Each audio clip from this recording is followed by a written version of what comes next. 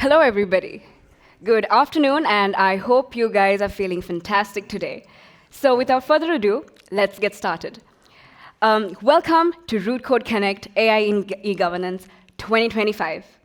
So it's good to have all of y'all here today, government leaders, decision makers, who are shaping the next era of digital governance. So glad to see everybody here today. So I'm Devani. I'm the manager marketing at Rootcode, and I'll be your host for the evening. So today, we'll be exploring how AI is transforming governance from digital identity and interoperability to citizen engagement and trust in AI-powered services. So let's get started. To kick off the agenda, let me first call Alagan Mahalingam on stage. Alagan is the founder and CEO of Rootcode. In his early 20s, he worked as a researcher at international research organizations such as the Geoinformatics Center of Asian Institute of Technology, Thailand, and the University of Tokyo, Japan, where he worked on satellite communications and solar panel optimization algorithms. Before founding Rootcode, he co-founded Singify, an AI singing and learning app that won many international awards. After the successful acquisition of Singify, Alagan went on to focus helping other enterprises and governments to build technology and AI solutions. He has been the driving force behind Rootcode, which consists of Rootcode Labs, Rootcode AI, and Rootcode Studio. Alagan was awarded the special title ICT Entrepreneur of the Year at the National ICT Awards in 2021, and also the Young Entrepreneur of the Year in 2024. He is also the envoy for the government of Estonia e-Residency. Alagan, over to you.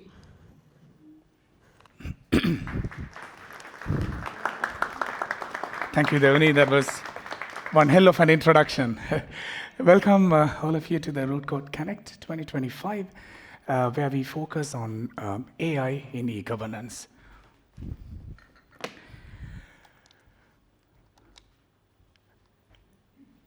Our story started in this little island in Asia in Sri Lanka, and then now our European headquarters runs out of this most advanced nation, Estonia. And we are serving globally as an organization, all the way from enterprises and to governments in Europe, solving multiple technological and AI challenges. So why are we doing this AI in e-governance forum in Estonia? There are two major reasons why this is happening right here. Number one is Estonia has played a really big role in our success as an organization and my career as an entrepreneur. Because I was born in a small village in Sri Lanka, where I grew up in the middle of a very ordinary family. My parents were teachers, getting to the next day, having to make sure that we get food every other day is itself a challenge. I come from that background. And when I started building Rootcode, and when we started realizing that we seem to be adding real value to organizations that we work with, and when we started scaling, by the way, to date, we do not have investors. We are a fully bootstrapped, profitable company. And when we started growing, and when we started working with organizations in Europe, I realized that we need to have a base outside Sri Lanka. I realized that we need to have a business, ideally somewhere in the European Union, to scale Rootcode. And this was in 2018, 2019. And I spent my whole 1 week researching about all the countries in European Union. And no offense to the non-Estonians here, Estonia won big time. For me as a founder, to start an organization and to run a business in the most efficient way in the European Union. And that was my first insight into Estonia. Until then, I didn't even know Estonia as a country, because I was a young founder who didn't have that exposure in this part of the world. So when I when I understood about Estonia, then one of the beautiful programs that you have as a government only bridged me into Estonia, that is e-Residency. And we have people from e-Residency talking about it today as well, and our connection to Estonia started off in early 2019 with that. So that's my first reason. We owe this country a lot as an organization and for me as a founder, because this country has given us almost everything that we have now. The second reason, out of all the digital services that are provided by governments in the world, Estonia has a very, very special place. And that you see when you talk to everybody, the citizens in other countries. The way as a nation, Estonia has managed to build up the digital infrastructure is almost superhuman and futuristic. And now, this year, we can proudly claim 100% of our digital services are online. We used to say only thing you couldn't do was getting divorced. Now you can do as well, right? As much as we discourage it, but you can do it online. So that's the second biggest reason. Estonia, when we think about where we could hold an event bringing together the leaders who are driving e-governance around Europe, it was an easy choice. And those are the two reasons why we are here in Tallinn. And I did tell you a little bit about what Rootcode does. We predominantly drive business and government outcomes through technology. And that's kind of what we do. So we are like a consulting organization, but who picks complex, big technological challenges and works very closely with enterprises and governments around the world to actually make change, to actually have outcomes. And that's who we are. And that's also our beautiful office in Colombo, Sri Lanka. If you come that way, please come and say hi. Our e-governance journey, working with organizations that are transforming e-governance, started with Estonia. A few years back, we were very, very fortunate enough to win a public tender with the Information System Authority of Estonia.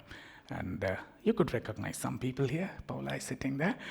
And this was after so many different attempts, we managed to break into the space of building technology for governments and e-governance organization. And that start has taken us so far in the last few years to a place that we can't even imagine that we have gone that far. We, in the last few years, ended up building a big smart farming technology for Porto. And we have the CEO of Porto Digital, Paulo, here, who will be talking more about how the city of Porto in Portugal is pushing with digital innovation.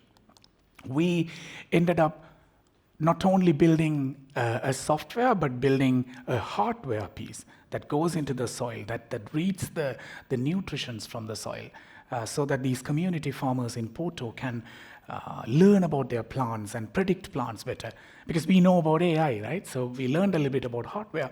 We brought everything together so that farmers have better insights about their soil and their plants, and they can take pictures. Our AI model will tell them, is your plant going to be healthy, or is the plant going to die? If it's not doing so well, what can we do to make it survive?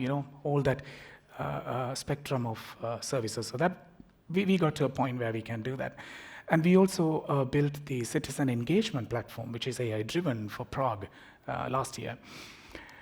So this whole journey of Rootcode's e-governance solutions actually started with Estonia. So we are very thankful for Estonia for being the first big government customer, and that has scaled us around Europe over the last few years. The next era of e-governance. The next era of governance is anyway going to be digital, and that's something that all of us realized in the last decade, right? And that's also one, despite how small we are as Estonia, all the countries look up to Estonia as a model. How do we do governance digitally? And that's well understood, right? We all are here because we understand the next era of governance is digital, but I personally consider the next era of governance will be really deeply embedded with AI. Because governments have a lot of complicated functions with different flows that are not that easy to automate and to do with less manpower. And AI, for the first time, is in a place where it's capable enough to help governments run so efficiently. And we believe the next era of governance will be intertwined with artificial intelligence. And the way we see e-governance grow in AI is to have a great balance with great transparency for your citizens and great efficiency and give a better experience for citizens. And we believe that we can use AI to harness this triangle of making e-governance better with artificial intelligence. And our role, we look at it as we bridge the enterprise innovation that we have 11 years of experience now with governance of building it. And today, because of that, we have brought some of the best thinkers in this field. You will hear about Agentic AI and how governments can leverage Agentic AI. You will hear from model cities that have done absolute transformation with digital services and citizen experience in different parts of Europe. And you will also hear from our very own Information System Authority, RIA, on how they are transforming Bürokratt. And we will have panel discussion and different sessions trying to bring up this conversation of how do we push e-governance forward with artificial intelligence. And I'm really looking forward for today's session and getting to know more of you very personally as well. So thank you for coming today, and let's build a future of e-governance together. Thank you so much.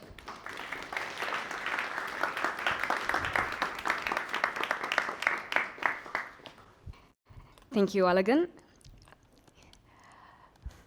All right, so next up, we have Paula Videvik, Product Manager at the Information System Authority. Paula is the Language Technology Product Manager at Bürokratt, an initiative under the Estonian Information System Authority. In her current role, she leads the development and implementation of the language technology solutions that empower Estonia's digital government services. Paula plays a key role in bringing innovation into state personal services through advanced AI and data science. Prior to her public sector work, she gained valuable experience in corporate banking. Today, she'll walk us through Bürokratt, Estonia's AI journey, and how they have built secure digital identity and nationwide interoperability frameworks. Paula, the stage is yours. Good afternoon, everybody. My name is Paula. Product manager, language technology product manager in RIA, the Information System Authority in Estonia. And I think my speech will be the most product specific due to my position as a product manager. I will first introduce to you to the Information System Authority, the RIA, where I'm working for. And RIA is IT house, the main IT house in Estonian government, and it is responsible for Estonian e-state infrastructure, and its responsibilities are divided into two pillars, mainly. First of the pillars is taking care of infrastructure of Estonian e-state.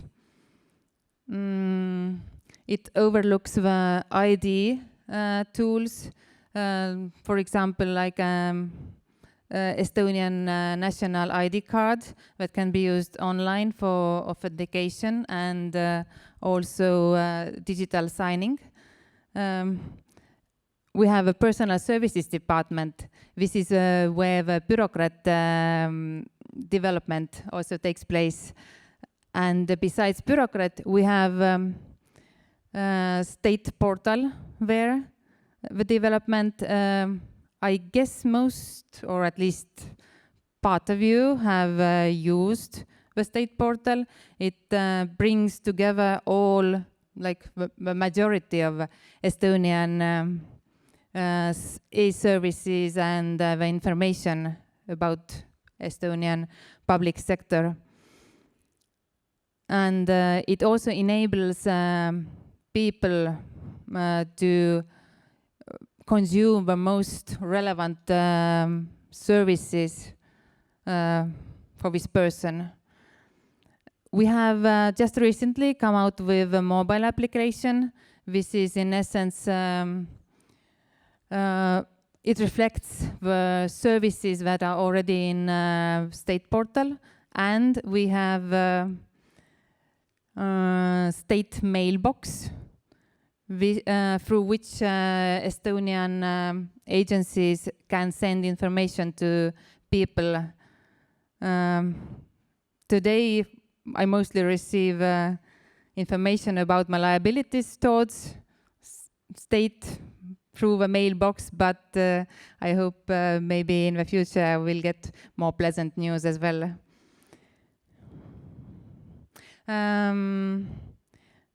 One very important service that we have in RIA is the X-Road. This is the platform for secure data exchange, XD here,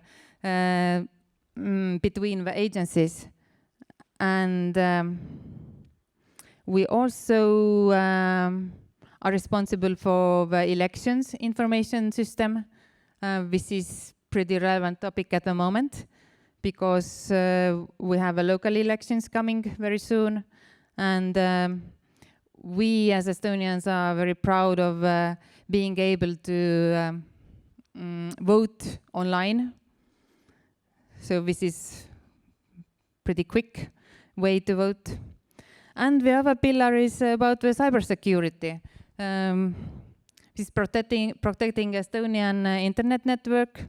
We are running the cybersecurity team, CERTI, that basically 24/7 monitoring the internet traffic and defending against online attacks.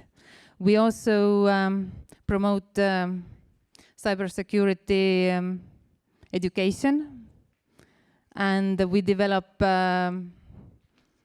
the safety rules for Estonian agencies and companies. And we also collaborating internationally with other countries in order to increase the digital safety.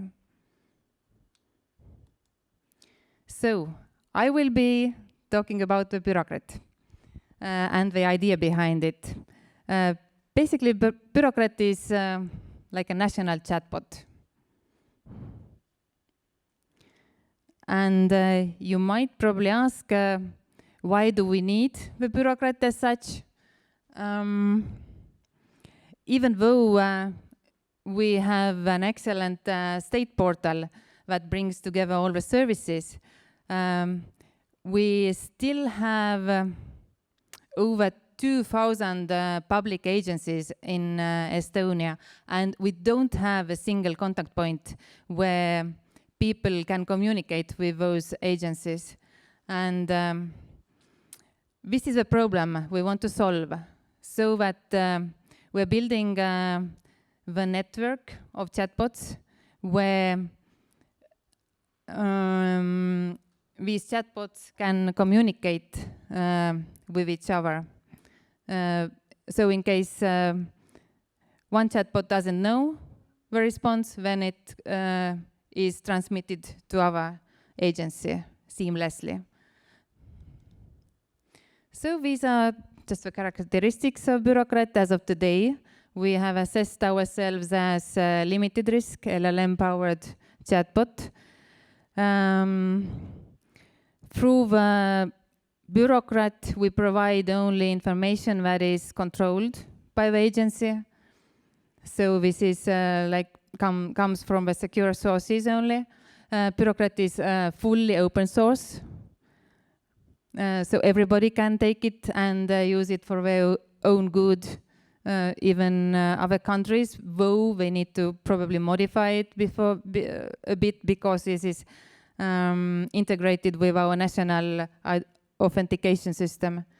And it is decentralized, and this is a pretty important part of Bürokratt. I will talk about that later. And today we have 5 back office modules. The chat module, where you can see all the chats, conversations, what have been done. People can, like agencies, advisor can chat through this chat module directly. We have training module, administration module, analytics, and the services module, which is quite new. And I have talked about decentralization in public services. Why is it important? We currently, as of today, we have only siloed chatbots on agencies' web pages, but we are working on pretty close already on a network. So, and it is important because this way we retain the security, because many databases are much better way to have a security than one central database, and of course the data governance is important. So this slide shows us the workflow in a single chatbot. I think most of you who know how chatbots work are familiar with that. So basically, when you receive a message, it maybe needs identification. This is mostly happening when this message triggers some personalized service. Then after that, the data is retrieved either from the text files or the databases. This data that is retrieved might be needing some processing before going or giving it to a large language model, which then generates the response that is then transmitted to the chat window. And now when we have network functioning, in case agency's data does not have the response for the question, then this message will be sent to the classifier, and the classifier will label it with the name of the agency who most probably will can answer that question. And then after that, this message will be transferred with a DMR, distributed message room, seamlessly on the hood to other agency. And it's important to know that from that moment on, the chat goes on, or conversation goes on with the other agency, and the conversation is cut off with first agency, and all the information is already stored in our agency's databases.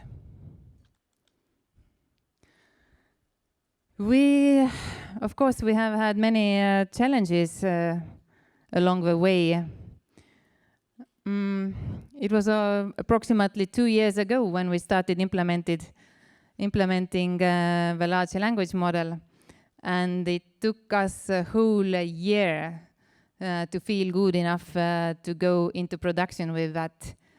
The first experiments, our expectations were very high, but the results were pretty disappointing. It often didn't recognize the language. Estonian language is a small language. Also, we had to set up like more precise search parameters. There is also the data quality issue. This is still relevant also today because the language models, they are not very good at identifying which fact is outdated and which is the new information. It can be little bit improved with correct metadata, but still agencies must be very careful with the data. And of course the cost uncertainty, because proprietary models, they still price you based on the tokens, and it depends how many messages come in, and there is some uncertainty. So this is shows what we plan to do in the nearest future. I already talked about the network. We are very soon starting to test it. We are already testing the knowledge base. This is basically the collection of the data, either by scraping it from the web pages or uploading or through the API. We have also decided to build our own RAG, the retrieval augmented generation, in simple words, the search system from the data. Of course, we are constantly improving our software, and very soon we want to be able to speak to Bürokratt. And then we want to move towards the vision of agentic state. Luukas, after me, will talk more precisely about the vision of agentic state and idea behind it. But from our point of view, I just brought out what is important to us. We want to change from reactive chatbot to proactive service hub. And we think we already have pretty good foundation to get going. This is the X-Road, the data exchange, and the EID. And of course, on this journey, many things have to be changed. Not even talking about technological changes, but number of changes in legislation must be done. And I think the most crucial part here is actually this cultural part, because we need to change people's mindset, because I think few of us are ready to give full authority to his digital twin today. But we are probably starting small. We are starting with adding AI into our service module, empowering some tools inside it in a service flows. Thank you very much. Thank you so much, Paula.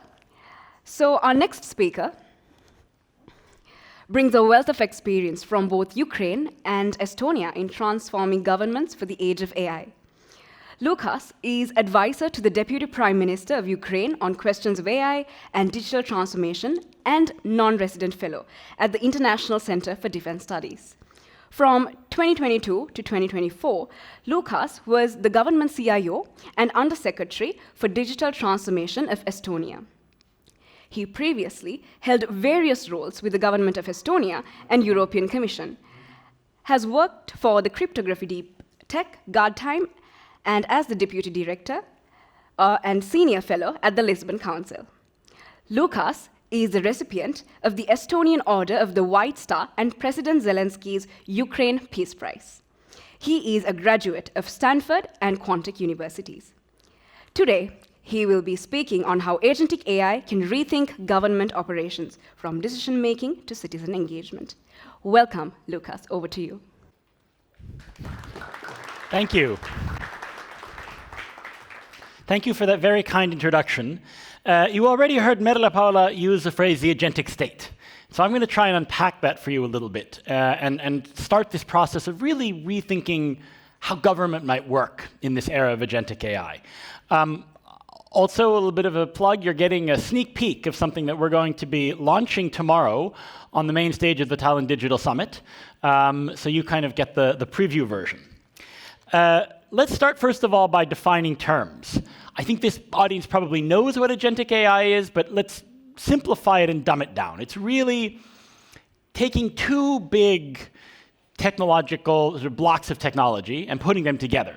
So what we call the brain, so that's in particular LLMs, generative AI, but more generally, what we can now do with different kinds of learning models, including models you may have in the future, like world models, and applying that intelligence to the hands, to tool use, to workflows, to APIs, to all the software that we've been building over the last couple of decades. And together, this allows us to create software that perceives, that reasons, and that acts in ways that are not identical, but similar to how humans reason, perceive, and act, at least in specific, well-defined tasks, to achieve defined outcomes, often with relatively little human intervention. And now this is really important if you're a government, because if we think about what government is, what it does, it's basically a bundle of workflows. Benefit claims, procurement, HR, licensing, rulemaking. And these workflows today are pretty slow, reactive, episodic, and let's be frank, they move at the speed of humans, of bureaucrats, which is slower than your regular human. And it takes a form of forms and audits and annual updates and procedures and so on. And that leads to all the sort of problems, all of the ways in which today we're not satisfied with our governments. And so it's obvious that if we apply agentic AI, we have the potential to make a really big change here. But it's important to move beyond the hype to get a little bit more analytical about what we're actually doing. And so to give you something of an analytical framework to think about this, it's useful to think about what we're now doing with agentic AI as not something entirely new, but another step or several steps in a process that we've actually been engaged in for years, for decades, around automation. So there have been in the last couple of years a whole bunch of different models around thinking of layers of automation, from in this case, level 0, which is humans without any kind of automation, to level 5, which is sort of the sci-fi of artificial general intelligence that doesn't actually exist anywhere. And the easiest way to explain this, that pretty much everyone's familiar with, is actually applying this model to cars. So level 0 of automation is sort of the way we're used to using a car back in the 1980s or 90s. And then you've got simple rule-based automation, so basic cruise control. You push a button, the car does something, you can adjust it, but it just reacts in a deterministic way to human input. Now, what we've been doing with machine learning for the last decade is level 2 here, so intelligent process automation, putting already some non-deterministic automation here, so that might be dynamic cruise control, lane holding. And what now agents are letting us do is go to levels 3 and 4. So agentic workflows, where the actual main task is being done by the machine and the human handles the edge cases. So a lot of cars today have some kind of auto nav on the highway. It'll basically drive the car for you, and then it'll ping you or wake you up if you need to take over. And then level 4, which is really the self-driving cars we have today. So you go to Phoenix or you go to San Francisco, you get in a Waymo, in the bounded environment of that city, where, by the way, they've done a whole lot of training the cars to work in those cities specifically, it can actually drive itself. Now, to be very clear, what no self-driving car today can do is drive truly, fully autonomously any environment unprepared on planet Earth in the way that a human, a decently competent driver can today. So we're not there yet. But basically with these capabilities we've developed in the last couple of years, we can suddenly leap from level 2 to levels 3 and 4. And this, of course, is pretty meaningful to government, because we can go from level 0, which is sort of the baseline of where governments work before tech, And levels 1 and 2 is really what the world's best digital governments have been doing for a decade or two. So what Estonia is really good at today is rule-based automation and some amount of intelligent process automation. So all the stuff you do over X-Road with identity, all the automated services, it's mostly still rule-based automation. And there's some intelligent process automation. We've been doing a whole lot with AI and machine learning in Estonia, like many other countries have since the middle or the end of the last decade. But now we're starting to have the technological capability to move from there into agentic workflows and building semi-autonomous agents. So the difference between level 2 automation is that you still have, you might have a recommendation from a machine, but the human is still actually making the decisions on the process. You can go into situations where all of the routine cases are handled end-to-end, and humans really just handle the edge cases. And even you start giving more and more complex processes at level 4 to the agents, and the humans deal more with the overall setup of that process and managing the process of parameters. Now, what we can't do today, and probably won't be able to do for a while, is to hand an entire policy area to the AI and say, okay, you run social everything. You know what? Don't just do the benefits claims, adjust the social policy, steer it all. That's going to require humans for a while. But there's a huge amount of value to be gained at levels 3 and 4. And to think about that in a less abstract way, we can talk about some of the KPIs of good government. And these numbers here, these are not abstract or theoretical. These are KPIs that governments today, in particular Estonia, Ukraine, but some others, are actually working towards and what they hope to achieve in the next couple of years through the very ambitious use of AI agents in their infrastructure and their services. So, first of all, the time to completion for basically any service, any interaction with government, why not do it in less than a minute? That's basically a measure of how well have you actually automated. But also the task of launching new services, which normally takes months or even years. We already know in Ukraine that just by being faster and more agile and leveraging interoperability, you can get that down to weeks, and in some cases even days. They've had to do that a lot in Ukraine in the last 3 years. But why not bring that down to a day? If I can tell an agent connected to an MCP server talking with other agents what it should be accomplishing, I can have that not just up and running, but tested, validated in a day.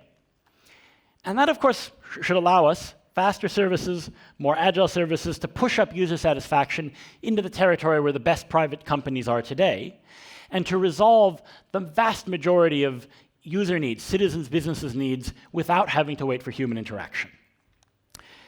Now, to get there, we're not just talking about slapping technology on top of government. It is going to require a very thorough, deep re-engineering of the processes of how government works. And this is what we're calling the agentic state. Government that has really been redesigned to take advantage of these capabilities that technology now offers us. And to break that down again into something that's a little bit more specific and analytical, we talk about 6 layers of or 6 public functions that really are going to be changed in a fundamental way by agents, and then 6 layers of enabling those. So let me talk about the 6 we see on the top first, because these are basically going to be areas where the capabilities of AI agents are going to allow government in the coming years to function at an entirely different level. The first obvious one is the user experience, right? This isn't just chatbots. This is multimodal interaction that really meets the user wherever they are, and that could be a government agent, so that could be a government chatbot that will speak to you in any language, that will show up in your VR glasses, but it could also be allowing you, with the agent you have on your smartphone, to consume public services natively without having to go through a website. The second big area, of course, is the internal workflows of government. I mean, government is going to be going through a lot of internal transformation like any enterprise is. So the ways that HR processes work, budgeting work, to the extent that any company can do it, government can do it too. But then there's also in these areas, the transition is going to look similar to what's going to happen in enterprise. We're going to see really big changes in user experience in enterprise, really big changes under the hood in the back office in the next couple of years. Huge gains in efficiency, increases in user satisfaction. But it's also we're saying that there are unique functions of government where agents are also going to make a huge difference. So the first 2 are policy and rulemaking, and then also regulatory compliance and supervision, where these are very slow manual processes today. They're fundamentally broken. Making regulatory rules takes weeks and months, really undynamic process. And And then, of course, if you've ever been in a company that has to comply with a regulation, a lot of regulation, you know how much pain that is, what the overhead, several % of GDP at a systematic level is. All of these workflows can be rebuilt from the ground up. I mean, so we can imagine, for instance, compliance done with compliance agents sitting inside the information systems of companies, basically generating real-time live updates based on all the data in the company's enterprise systems on whether they're compliant with environmental rules or cybersecurity rules. And just for the government producing a nice red light, yellow light, green light, without having to share all the sensitive internal data requiring huge amounts of reporting. Crisis response. Government is the insurer of last resort. It's who we all turn to when the unexpected happens. The very definition of government is a party that steps in when you have force majeure. The ability to react quickly, to set up new services quickly, or just to, at machine speed, understand what's going on and start preparing resources, taking action before complex human organizations have mobilized themselves is going to be critical for national defense and security and terrorism, but equally well for dealing with climate disasters, for pandemics, for many of the challenges that governments face. And finally, something that's very specific, but actually very meaningful in the scope of the problem is public procurement. 10% of global GDP, a broken process today, broken for perfectly good reasons. We have lots of rules and regulations around it, but we can replace human buying with agentic buying in a way that will deliver much more public value. I'd love to talk about this for 2 hours, but I'd be kicked off the stage.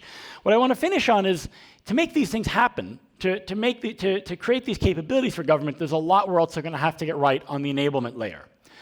Obviously, how we do accountability, safety, and redress with these fairly autonomous intelligences, but also things that we've been having to do in digital government for a while, data governance, technology, cybersecurity, how we actually buy the agents themselves, and ultimately the change management and the humans that have to work with these agents. These are all going to be complex changes that our governments will need to go through in the coming years to make this possible. And to talk about this, to give you some sense of what's ahead, a positive sense of the vision, but also some practical tips and tricks on the challenges, we've put together a vision paper that's going to launch officially tomorrow, but it's actually up already, so you can read it tonight. And basically, along with a few co-authors from a couple of countries, including Ott Velsberg, who's Estonia's chief AI officer, we've also gathered input from current and former government CIOs and ministers from more than 10 of the world's leading digital governments to put together this coherent vision of what an agentic state could look like and what it is that all governments are going to need to start doing to get there. And I think what's really exciting for me about this is that we actually have so many leaders in government across the world who are here already, who are in this discussion now. And I think what's at stake is that, in the last couple of decades, government has been years behind enterprise, never mind startups. And the cost of that has been measured in a few percentage points of GDP for those governments that aren't efficient. But I think what's at stake today is higher. If our governments today remain as behind the curve technologically as they've been for the last couple of decades, the cost will be state collapse and failure. And so I think to avoid that, to have states that can actually deliver public goods for their citizens, that can create good business environments for their companies and keep up with the challenges that we face, we're going to need this reinvention. As a very practical point, if you're at the Tallinn Digital Summit, we're going to hold a workshop on Friday to talk about how we start doing this collaboratively, governments and businesses together. But regardless, we'd love to talk to you about how we could collaborate on this, so reach out to us. It's a really exciting time to be in any industry, because I think pretty much every industry is going to get rebuilt from the ground up in the next decade, and government's going to be no different. Thank you.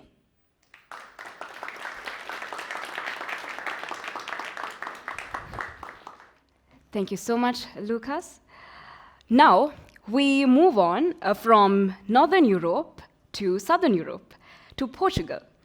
Our next speaker is Paulo Calçada, CEO and board member of Porto Digital. Since 2016, he has been leading Porto Digital, driving innovation in smart cities, interoperability, and digital transformation, shaping the future of urban digitalization in Portugal and beyond.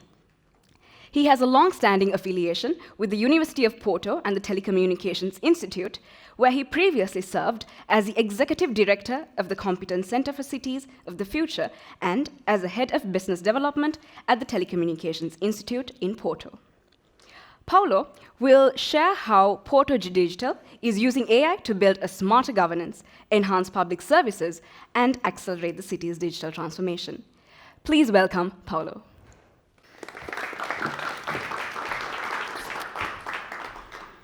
Thank you very much, and it is really great to return to Tallinn.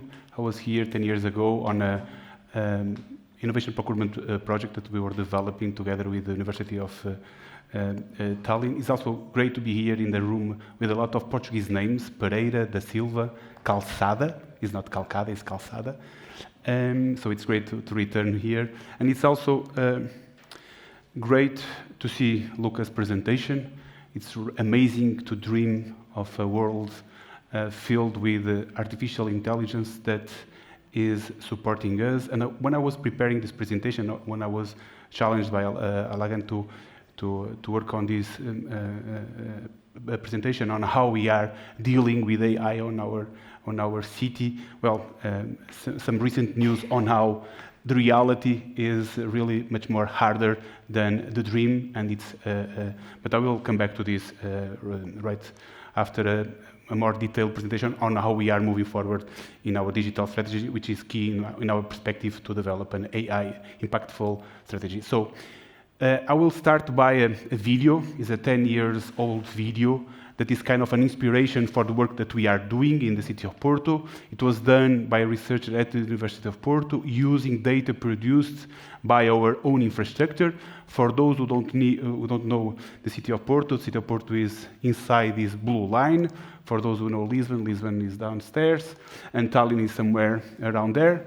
So, but why this is important? Because this video will show you how we are using data to translate how the city is kind of a urban, a living body.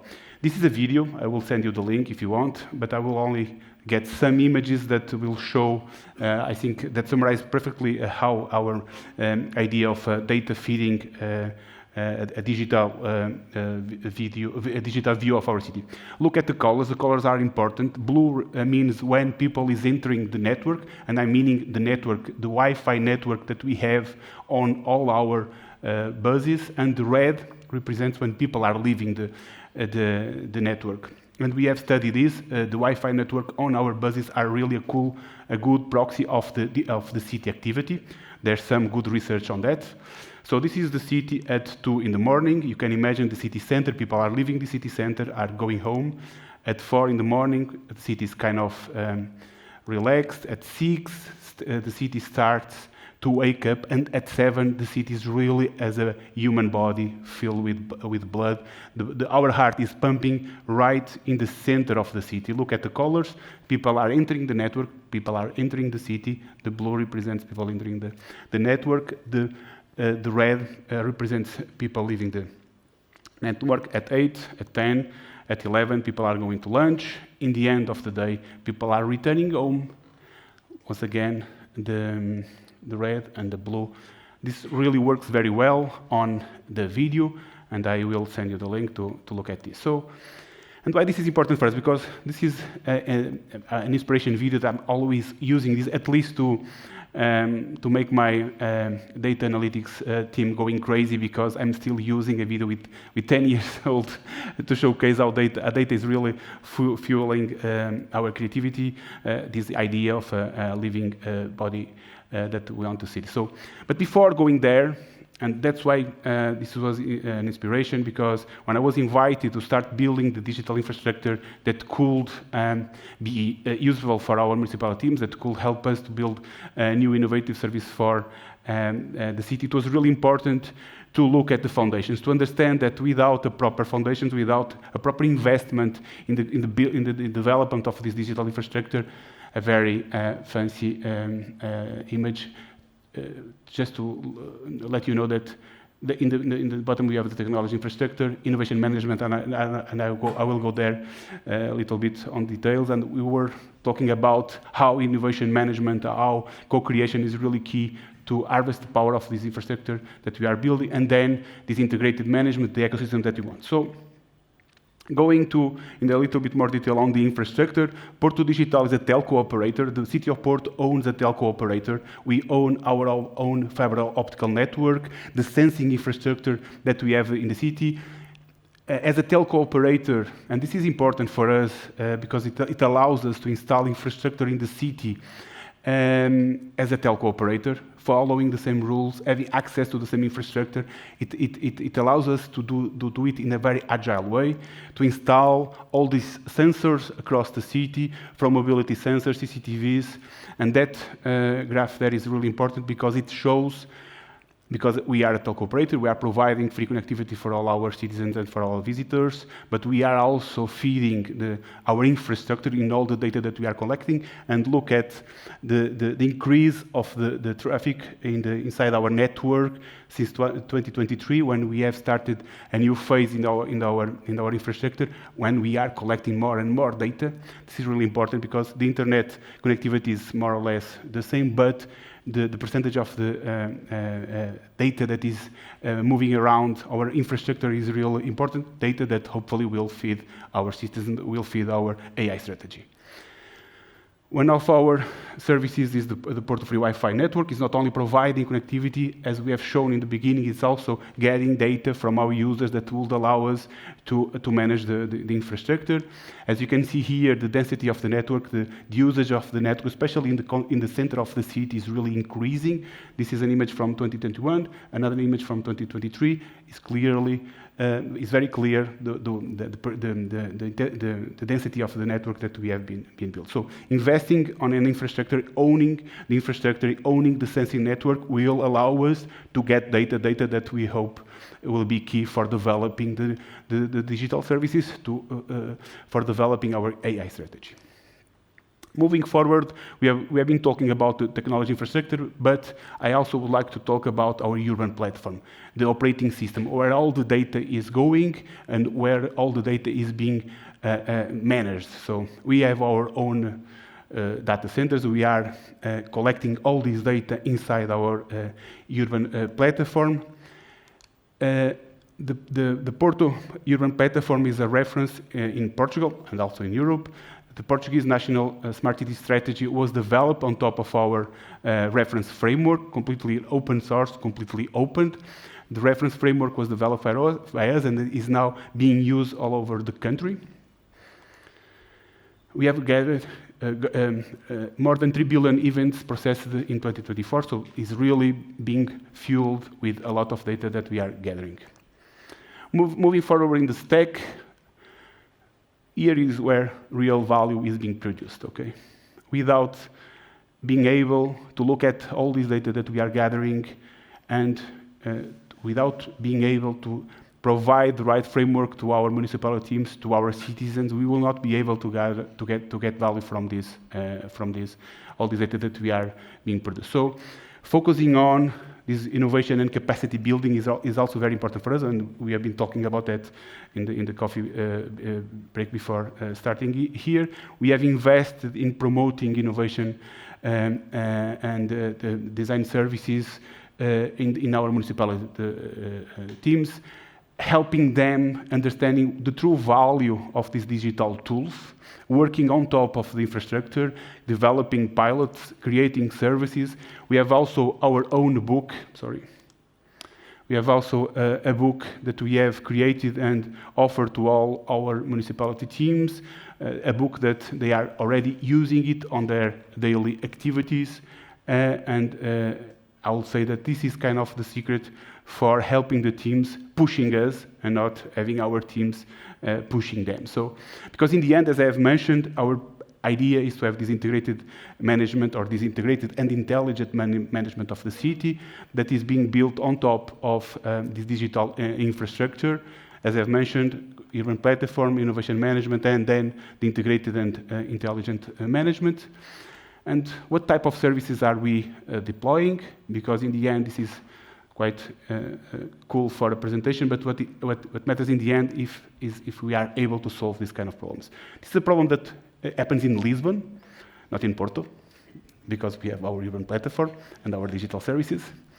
This is quite funny, especially when I'm doing this presentation in Lisbon. But I think that there are a lot of European cities and also American citizens cities like that are suffering this problem. We don't have this kind of problems because we develop a tool, we develop a system that is collecting all the data, real-time data from the e-scooters providers, and we have developed this tool using our innovation management methodologies, together with the teams, together with the providers, and fortunately for us, this is not a problem nowadays in Porto.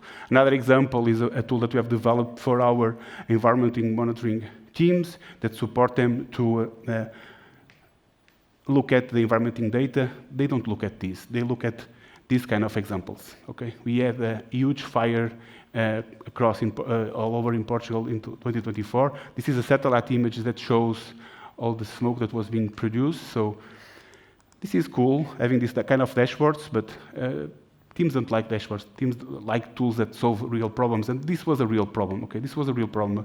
The city was really full with smoke, and thanks to the infrastructure that we were able to build, they were really able to track in real time what was happening in the city. Another example that we usually like to share is every time that there's an FC Porto match. And by the way, I'm a Benfica supporter, so I don't like this example. So, but every time there's a FC Porto match in the city, there's a. Oh, sorry, something was missing here. Well, but there's something missing here because, well, this is an image that shows real-time information on our traffic sensing infrastructure, and we were able to develop a system that can predict and can help our teams to identify where the problems will happen and how the problems can be managed on the city. Every time that there's a match in the FC Porto Stadium. This was a project developed together with the Bayern Munich team as well. So, and what about artificial intelligence? And after Luukas' presentation, it's really hard to go deep on this, but I will try. One thing is what we have been doing, using machine learning techniques, deep learning techniques. The other thing is what happened after ChatGPT launch in 2022. Everyone knows how crazy the world nowadays is, exciting at the same time, a lot of opportunities. The agentic state is really a great approach. Everyone knows how ChatGPT completely outpace the internet development, but we cannot ignore these kind of problems. As a city manager, as a person responsible for developing services that try to solve daily problems in the city, this is the kind of problems that we need to avoid. Even Apple decided to cancel a project due to the problems that were being caused by the AI technology. Anthropic is trying to solve another issue. There's the MIT report that says that 95% of the generative AI pilots are failing.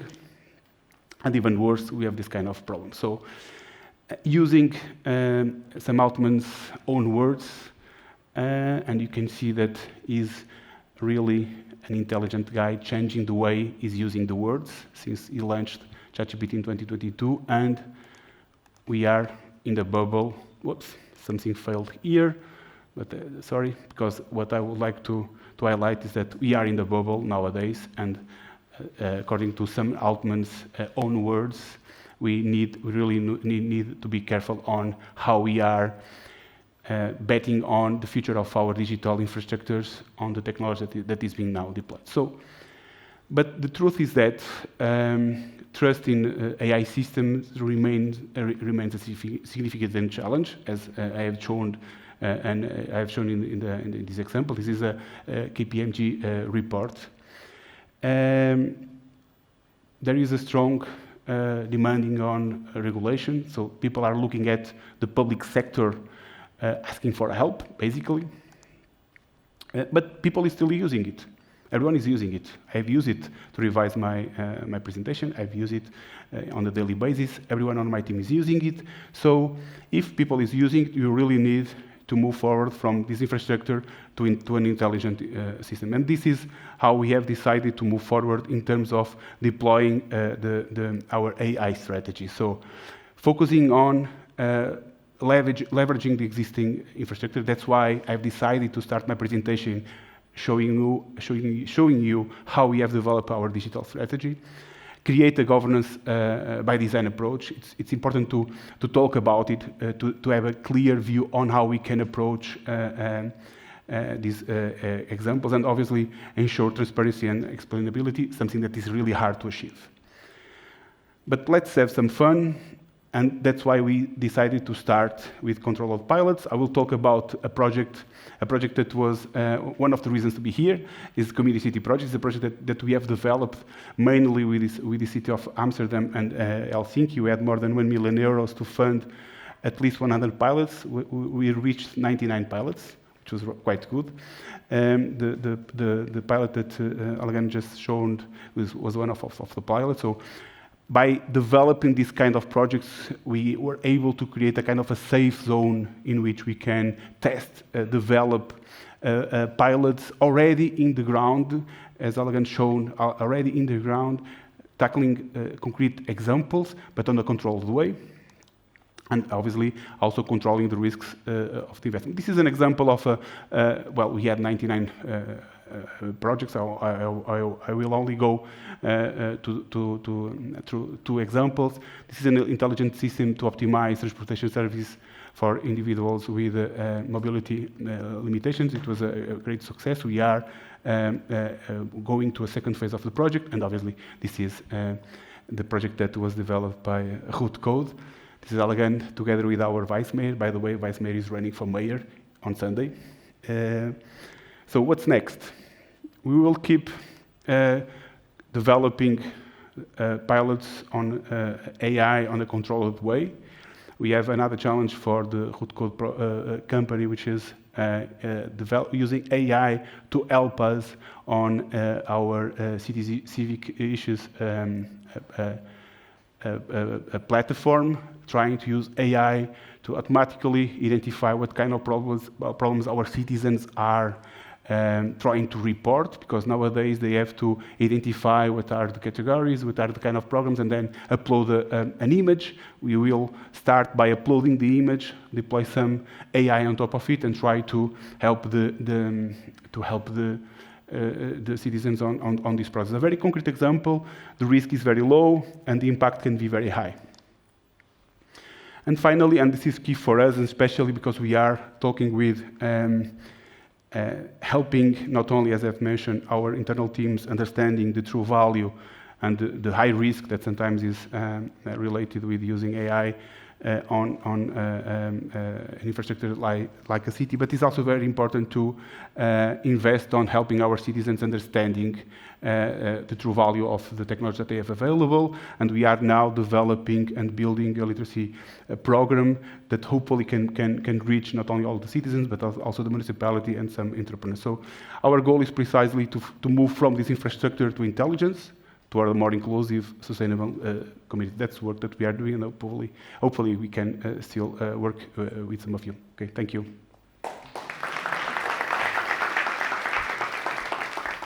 All right, so next, we'll hear from someone who's been a key part of Estonia's digital success story. Please welcome Liina Vahtras, Managing Director of e-Residency and board member at Enterprise Estonia. With a master's in e-governance from Tallinn, her career spans across public and private sectors, including roles at Pipedrive, TUM, and Nortel. She has advised 2 Estonian prime ministers and led strategic efforts in tech, communication, and innovation. In her presentation, she'll share how the e-Residency initiative has become a model for borderless entrepreneurship and digital innovation. Welcome, Liina. Thank you. Okay, so I'm adjusting my presentation to the audience and also to the fact that I will be speaking of an innovation that's 11 years old. So it's something that was done and thought of 11 years ago, and how Estonia, or I will showcase Estonian e-governance through e-Residency. So as you all know, Estonia has been completely digitized. All of our governance, all of our public services are 100% digitized and available for people online 24/7. And here is a timeline, and here you can also see what are the main pillars of us being able to allow people to use the seamless accessibility. So the main pillars are, as Paula said, X-Road, digital identity, also security, trust, and proactive services. And so since 2014, we were thinking that actually we had private sector companies coming to the government and saying, or talking about their pain, that they want foreigners hired on their management boards, or they had foreigners in their supervisory boards, and they had trouble allowing them to access the systems and also to sign documents. So we had to solve for this, but in the process of solving for allowing foreigners to use Estonian digital signatures, we understood that we could actually open up all of Estonian e-governance and public services to foreigners. And currently, we have over 130,000 e-residents from all over the world. So from 185 countries, those e-residents have created over 37,000 companies. Not all of them are super active, and some of them did not work out, but we can say that every fifth company in Estonia is currently created by an e-resident, and close to 40% of our startup ecosystem is some way connected to an e-resident. And another interesting point is that when e-Residency was created, we were pretty confident to expect people from outside of EU to join the program. But what we've seen now is that it's almost 50-50. We have people also joining from inside of EU or some other EU country. So that means that on top of providing people from outside of the EU the access to EU single markets, we have something else to offer. So what is e-Residency? So it's a government-issued digital identity to global entrepreneurs who want to create and run a business remotely and location independently. And our main product offering is to create a company. Just today, I was in a panel with two e-residents, and one of them said that, and he's actually from Portugal, he said that, I don't want to manage a company, I want to build a business. And I think that characterizes what we've captured here, even if that innovation is 10 years old. allowing people to access the systems that are digital enables them to concentrate on the things that they want to concentrate on and actually building a business. And how does Estonia benefit from the program? So first of all, I think the main benefit comes from the diversity that e-residents actually provide for Estonian startup ecosystem. So the way that they either contribute to Estonian economy through being part of the management or supervisory boards of Estonian bigger companies, but also if there are foreign founders in our startup ecosystem, that gives Estonian founders a different perspective and additional experience in different fields. So this is the diversification. Also, of course, it boosts economy. There are so many companies now in Estonia that had not been here had there not been the program. So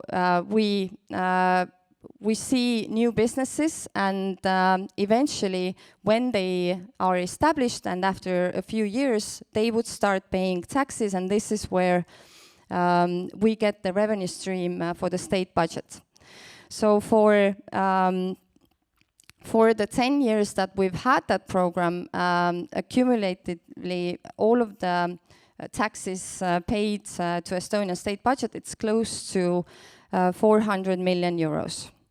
And even if the sums maybe to some people who are not from Estonia don't sound that big, then on a yearly basis, it's 0.5% of Estonian state budget. So it's not nothing, and it's a big deal for us.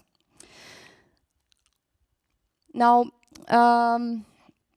how to apply, and I will come to the innovation that we are trying to make happen.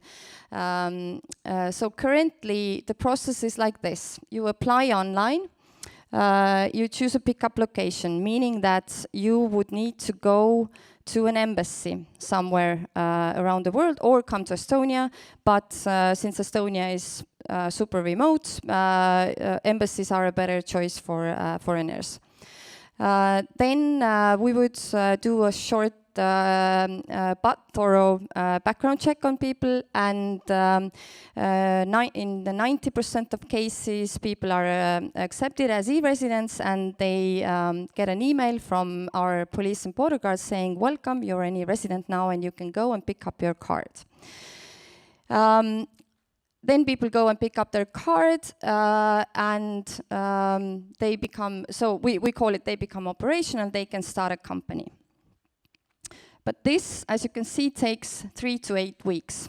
Even if Estonia holds a record of 15 minutes setting up a company, 3 to 8 weeks is too long.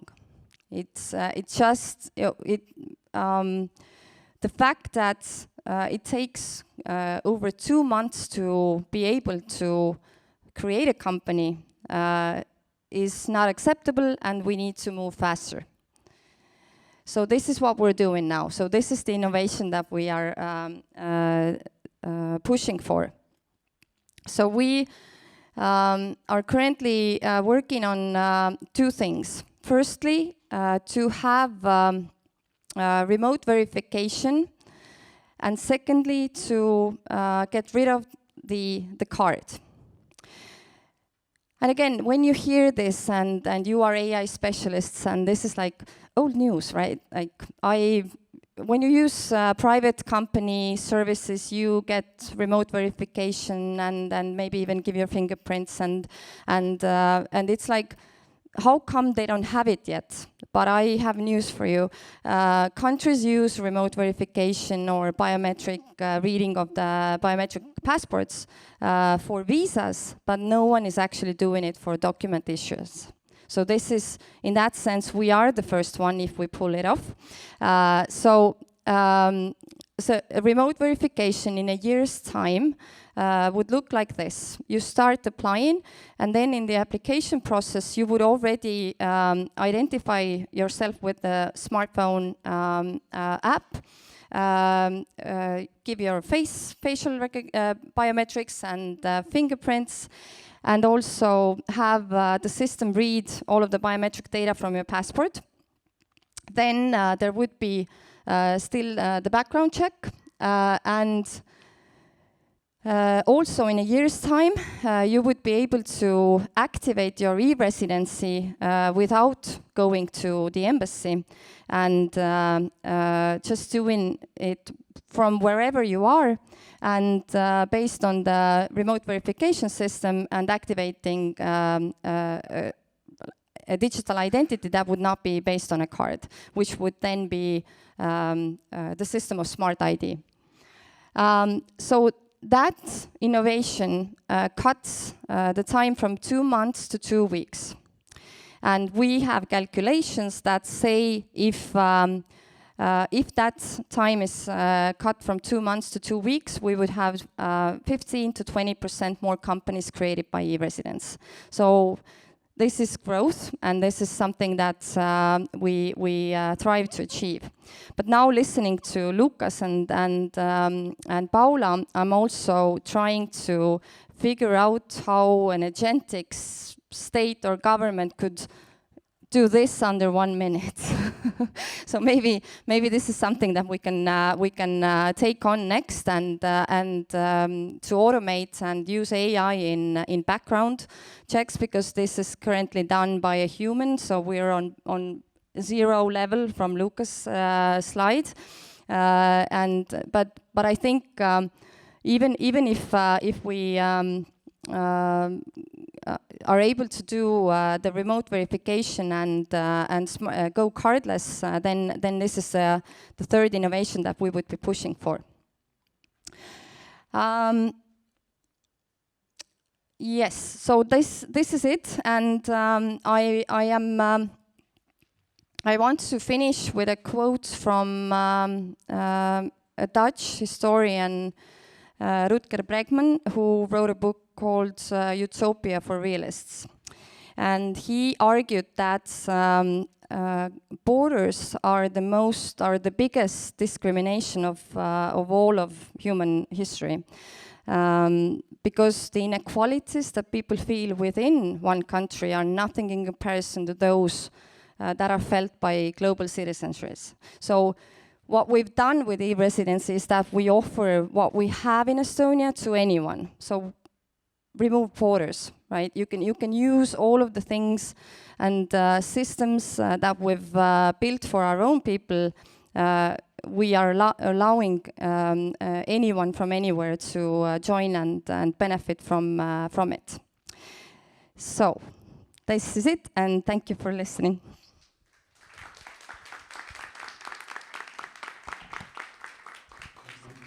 All right, thank you so much, Liina.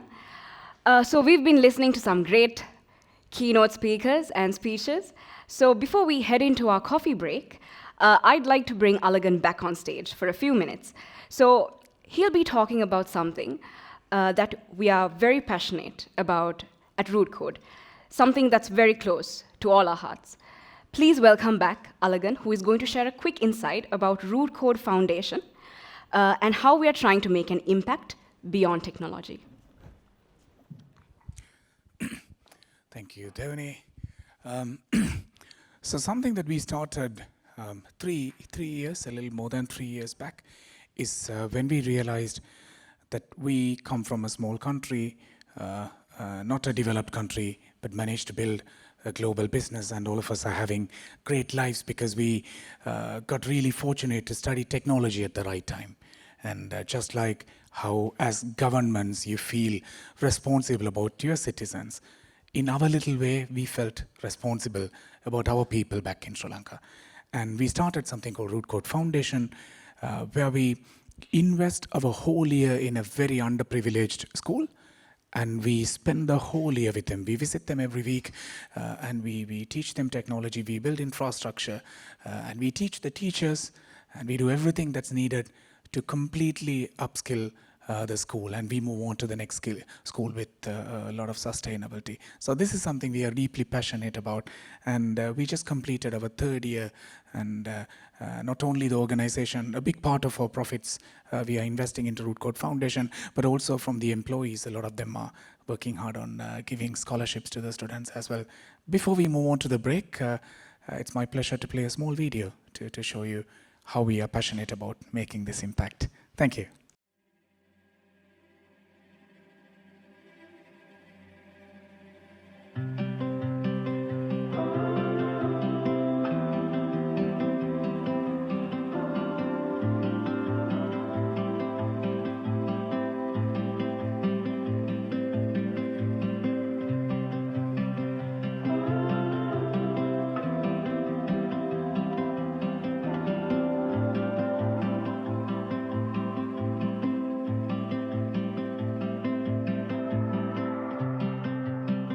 Tossed in like a castaway, what we wanted, not what we thought we wanted.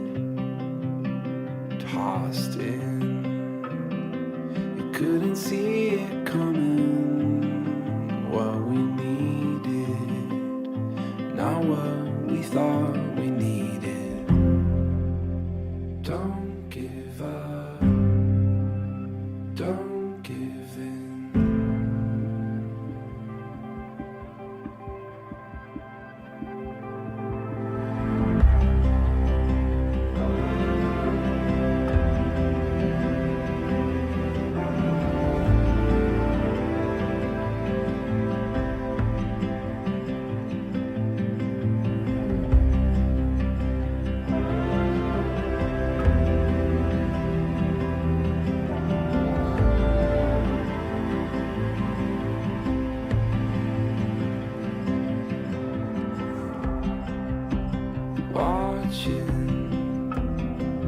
Waiting patiently from where riches flow.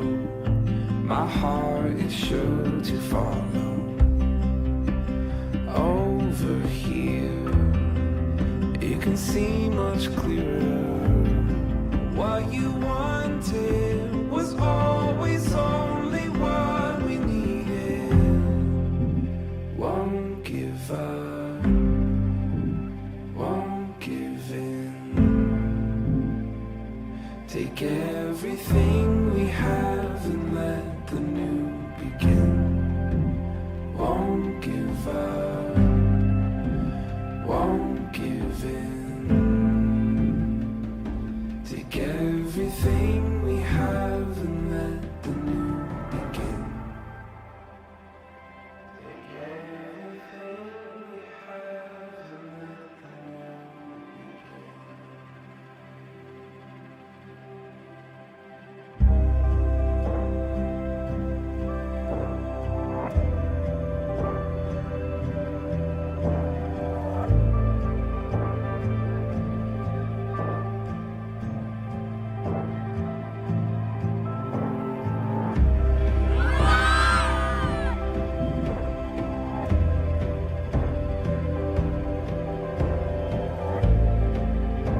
new begin.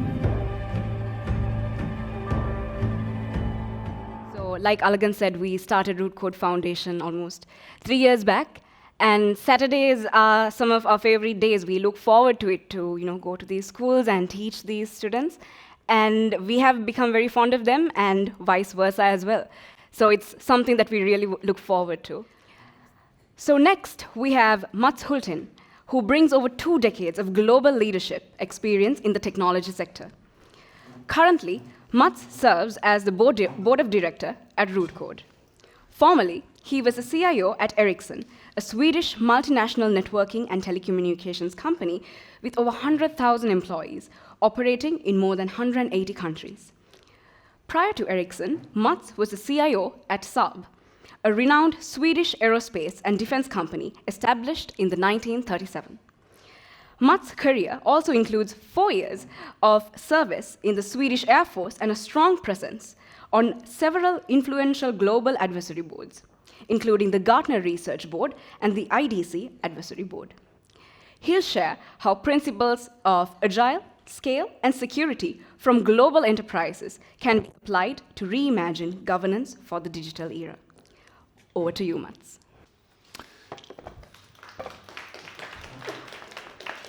Thank you very much, Duni. And first of all, great to be here back in Tallinn. I've been here a couple of times with Ericsson. Ericsson's most important production factory is actually right here in Tallinn. So I've had some good trips here, and great to be back.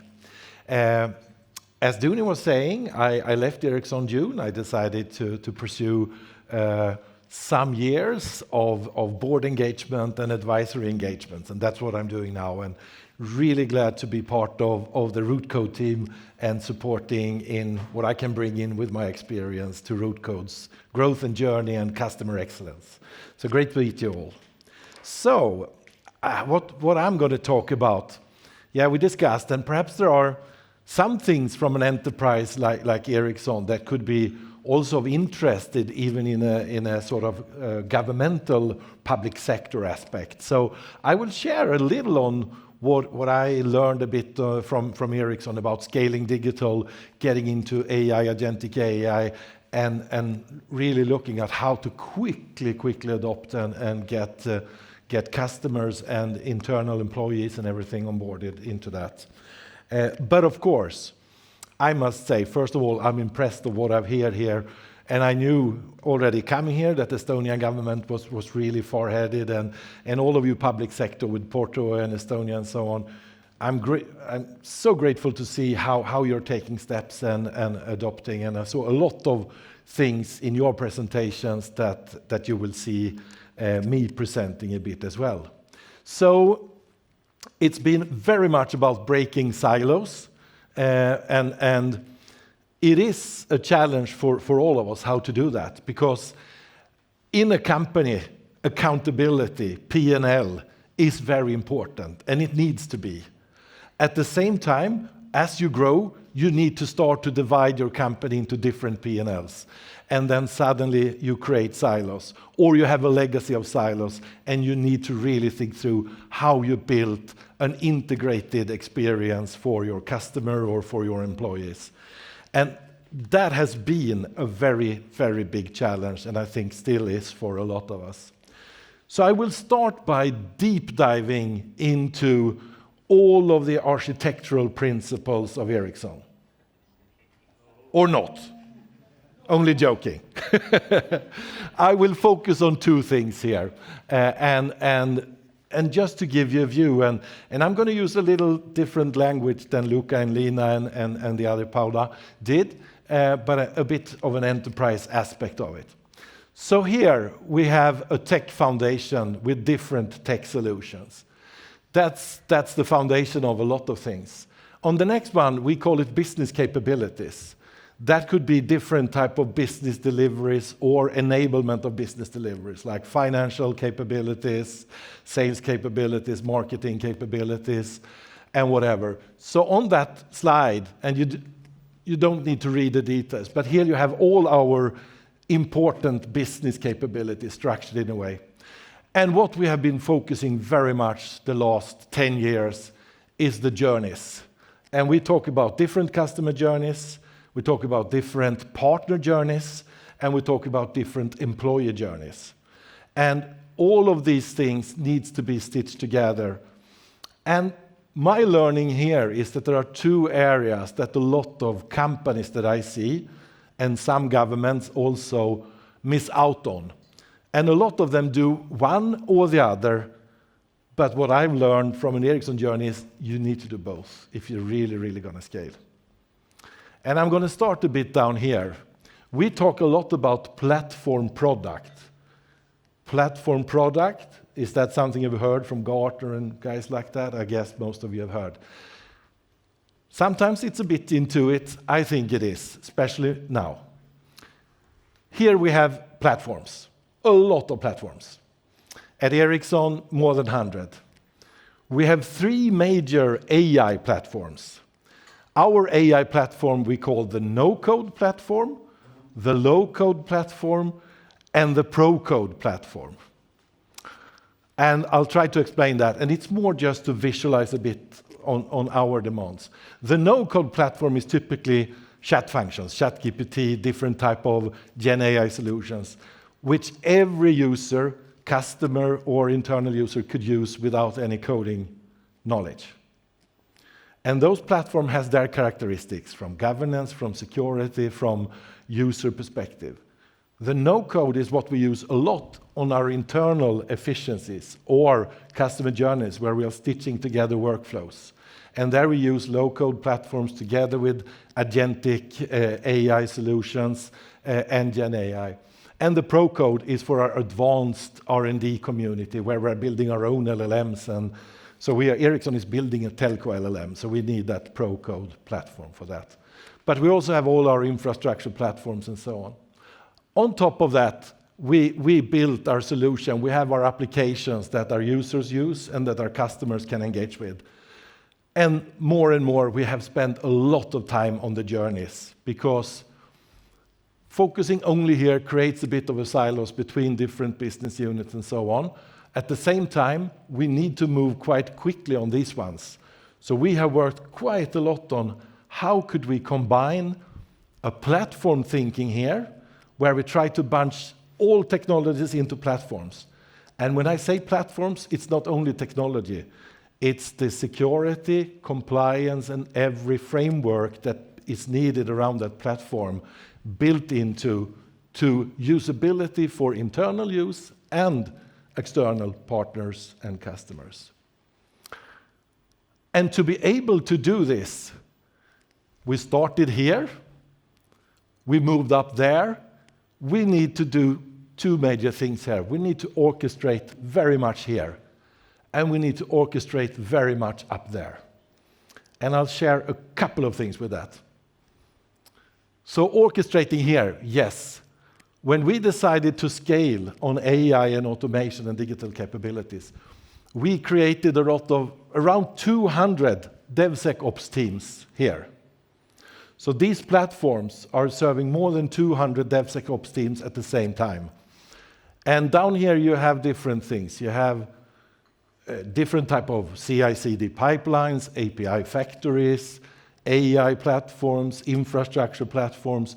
These teams that are building capabilities, they need to get access to that, but in different paces and different times. So these ones need to nurture the need for these 200 plus development teams. These capabilities sometimes stop there, but a lot of them goes to customer touch points or moments that matter for our customers. Then they go into the journey governance. And we noticed when these business areas did their requirement, their app building, without having a clear view on how that functionality touches customers or partners, it didn't create the value for them. It was more for the internal efficiency of the department. So we need to create a quiet orchestration up there to ensure that everything we build here in the middle section is built for customer excellence or customer speed or whatever is needed. And this system and these 2 points is my major learning, and I get into a bit more on what I learned. Because when we scaled this and we saw globally to 180 different customers, of course, there is a lot of complexity underneath here that you need to do localizations, you need to do different stuff. But we came to the conclusion that if we try to have a bit of a central governance here, not too many local variants, we have a central governance there on how we want our customer journey, we can create a lot of freedom here and let these teams work quite independently because a lot of the platforms will serve the needs of governance for them. And if there is a touch point to customer, it will be captured and we can do that. So we put a lot of accountability here, but a lot of focus on orchestrating these 2 layers. So what this gave us is taking away a lot of customer experience problems, a lot of fragmented data, accessibility questions, a lot of problems with increased cost, where we could sort of more predict, and we could, through these two orchestration layers, we could understand more on how to receive both speed and customer excellence. We could improve innovation, and we could engage the different business units in what we call fusion teams or DevSecOps teams. And by thinking in products versus the users and platforms as the backbone, and combining that with governance and security in the right way, we could do a lot of decentralized teams that before was very dependent on availability of resources and skills. Now before I left Ericsson, I could just tell the business, if you have money, we will get the skills. Whether the skills are internal Ericsson, if there are great partners like Rootcode or Microsoft or whatever, we will get the skills. And as long as we sort of have a bit of a capability demand planning that can give us a bit of a steps ahead on getting them into the different DevSecOps teams. So we talk very much about number of DevSecOps teams in different business capability areas. And we shifted a lot. Of course, Agile and everything is behind this. So we shifted a lot to more objectives, outcome-based discussions, rather than internal understanding of what type of support and what type of enablement is needed.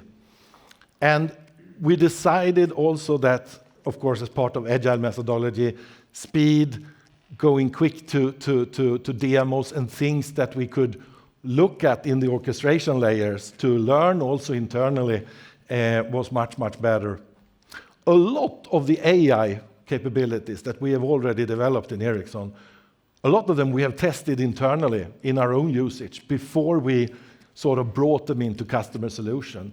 So a lot of the solutions has gone through the middle layer in my first picture and then up to the customer layer in a bit of a planned, structured way. I guess very much similar to what Luukas presented on the 6 top journeys for the government and the different enabling capabilities underneath.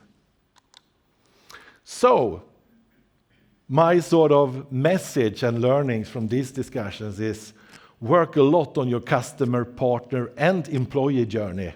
All of them, not only one of them. Getting skills and employments and how to really onboard, offboard, and really enable is equally important for all of us. Work on defining your capabilities and how this is a bit to illustrate the upper layer orchestration in my picture, what we are doing there. And it's very much to try to understand whatever capability we are building, how could it contribute to our product value or our journeys? And if it contributes, how do we ensure that we get double value of it? It could be a finance initiative, a marketing initiative. It could be an R&D initiative. Doesn't matter. All of it can contribute when we are building in AI capabilities and building data. There might be different characteristics, but if you do that orchestration and work that on the top level, you can really get the machinery of IT solutions and digitalizations that could scale to many customers, many citizens, or whatever our outcome should be used for. And structure the digital capabilities to be able to scale across the organization, and structure the digital capabilities in interaction with the platforms. So a bit of the superpowers that I think is needed, and of course it's much more than this, and I'll be happy to talk more and compare notes here afterwards, because there's a bunch of things underneath here. But if you set up this double government, both on your transformation on customer journeys and business, at the same time on the tech enablement and ensure that governance is efficient and good. We need to use AI to do it because it's so complex, otherwise it takes too long time. So a lot of our platforms has built-in AI for the users, not for the end customers. Ensure that security and compliance is built into everything. To bolt it on is complex and add a lot of problems. But if you build it into your frameworks and package it in your products or your platforms, it becomes much more agile in the usage. It might be complex. Sometimes you need to start simple and then grow. But in some areas, and we try to start where it's simple. So at Ericsson, we have a lot of security. Same at Saab. We created this playground very quickly. So we could put in DeepSeek and whatever, but that was not the production platform. It was a pure internal learning platform. So DeepSeek we don't have in our products deployment, but we have it internally. We need to ensure that we know it and we can test it. And yeah, the other ones I've been talking to a lot on the platform and the product capability. And then, of course, the last, use external technology providers. I worked with all the big ones, but I really looked for small innovative partners as Rootcode as well, because a combination is needed to be able to scale, to be innovative, and bring it into both the platform side, perhaps more of the bigger ones in the platform, and more of the small innovative ones in the capability and customer journeys and the app development. Yeah, I'll stop there for now and hope we can discuss more around this over the evening and compare a bit enterprise side and the government side and public sector. Thank you very much. Thank you, Mats. So now we move on to a session that's close to today's theme, trust. Our panel discussion will focus on building trustworthy AI for public services. Joining with us are Ville, Chief Executive Officer of the Nordic Institute for Interoperability Solutions. We have Marco, Head of AI at the Information System Authority in Estonia. And we have Peter, Managing Director at Nortel. The discussion will be moderated by Thiru Dinesh, Head of AI at Rootcode. Let's welcome our panel to stage. All right, hope everyone's having a great afternoon. I think if we take one common takeaway from all the sessions we've had, it's that the impact of AI in governance and in governments is unquestionable at this point. So it's not a question of if we use AI, it's how do we build reliable AI in public services. And but the challenge here is every AI system we deploy in e-governance asks citizens to trust a new actor.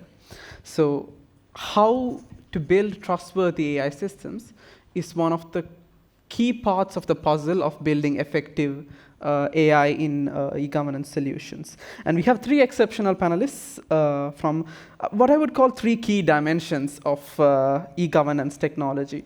We have Ville, who is the CEO of Nordic Institute for Interoperability Solutions, who famously develop and maintain X-Road, which is a government data exchange highway that connects all government data in Estonia, in the public and private sector, and in many other countries too. And he is also in the United Nations and European Commission advisory boards advising global leaders on data interoperability and digital public infrastructure. We have Marko Lutkevicius, Head of AI and Innovation Unit at RIA, which is the Information Systems Authority of Estonia, who also received his PhD recently and who was previously working as Chief Information Officer and Chief Information Security Officer in the Estonian Defense Forces and the Estonian Defense League. And we have Peter Smith, Managing Director and Head of Defense at Nortel. Nortel has built more than 40% of Estonia's digital public infrastructure. and is a global leader in digitalizing governments and has been a source of inspiration for Rootcode and Rootcode AI as well. And they recently became a NATO-approved supplier too. All right, now going into the questions. Marco, my first question is to you. What does trustworthy AI actually mean to RIA when you're developing AI solutions on a government scale? Thank you. This is microphone check first. Oh, it works. Great. Thank you for the question. Actually, when we talk about AI, I always like to broaden the question when we first try to define trustworthiness. What actually is AI first? And for me, I found a very simple definition while doing the PhD and actually looking into public sector as a whole when you want to implement AI in there. For me, AI is actually the activity devoted to making machines intelligent. And what is intelligence? Intelligence is quality that enables an entity to function in its environment appropriately and with foresight. So in that sense, when we talk about generative AI, it can actually at least pretend that it's functioning appropriately in its environment, but there is no foresight. So what is foresight? Foresight is actually thinking ahead before you suggest something. Let's say a person is unemployed and AI is suggesting a training for him or her. What is the future outlook in that specific job market? You have to be guided by that before you suggest the training the unemployed person has to take. Otherwise, it's a mismatch automatically. So when we talk about trustworthy AI, we should actually very closely take a look at the foresight part, because typically when you build a chatbot, person asks what is the situation right now, not what the legal act of 1990 was back then. It's easy to solve with Gen AI a chatbot functionality, but it's much more difficult to suggest next training or a job for the person who might look something else or the market outlook is different. So in RIA today, while we have quite successfully built the first chatbot and first customer using the LLM chatbot is very satisfied. Our first rule of being a trustworthy AI solution is not to lie to that person who is asking. That's the first task. Don't lie. Better say you don't know, then you're okay. Understood. And I think you also made a very interesting point. There are also a lot of use cases that are outside of Gen AI as well, which require a lot of training and data. And that's where having a clear data strategy and set of data sets is important, even on a government scale. And that brings me to your question, Ville. I think X-Road is one of the most advanced and predominant data exchange platform in the world. How important is X-Road for building trustworthy AI for governments? Yeah, I would say it's not about X-Road, but what I'm witnessing happening in Europe and also globally is that many public digital services are built business case or domain specific, which means that many of the features are actually embedded in the data exchange layer of the architecture. And if we think about the use of new technologies, use of AI, anything, the more you are embedding business processes into the data exchange process, the more complicated it will become to change it. So having data exchange, well, any kind of digital public infrastructure, be it X-Road or anything else, as a modular component of the digital government stack is, in my opinion, beneficial for building overall anything in the digital public services or infrastructure. And if we think about what the AI needs, of course it needs data. So what X-Road provides, and especially starting from its next version, which is, by the way, launched on 23rd October, it will be X-Road 8 Spaceship, which is for the first time providing a solid data space infrastructure together with the X-Road's features we have witnessed so far. So having data space standards implemented with X-Road means that we have increased interoperability of the data sharing ecosystem participants available. So any X-Road user organization will have a technical ability to connect by using their access points component to any other data space or data ecosystem. And that means when we really start building European and global data spaces, that's a way for actually feeding AI. So that's how I would call it. My next question to you, Peter, is you, with Nortel, you've been building government technology for decades. Looking back, in your experience, what would you say as the most important lesson you've learned about building AI for public services? I don't think that AI has been around for public services for decades. But what Luukas was saying before, that when you take this level 1 or 2, basically the rule-based AI, I think that has been quite straightforward because you don't need to change the business processes as much. You take the same steps, the steps just kind of go quicker and faster.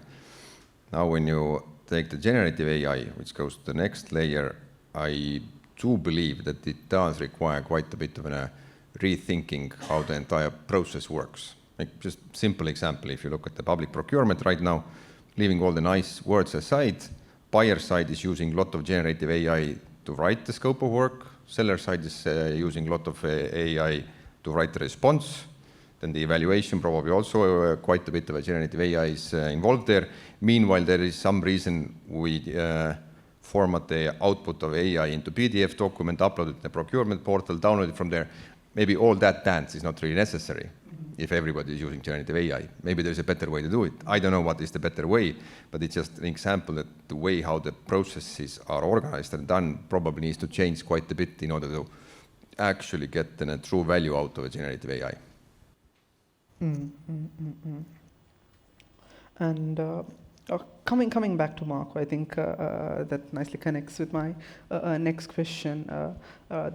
The goal of Bürokratt is this idea of a chatbot, a global government chatbot, specific to Estonia, that covers all services provided by the government that can help you with everything from police reports to tax questions, right?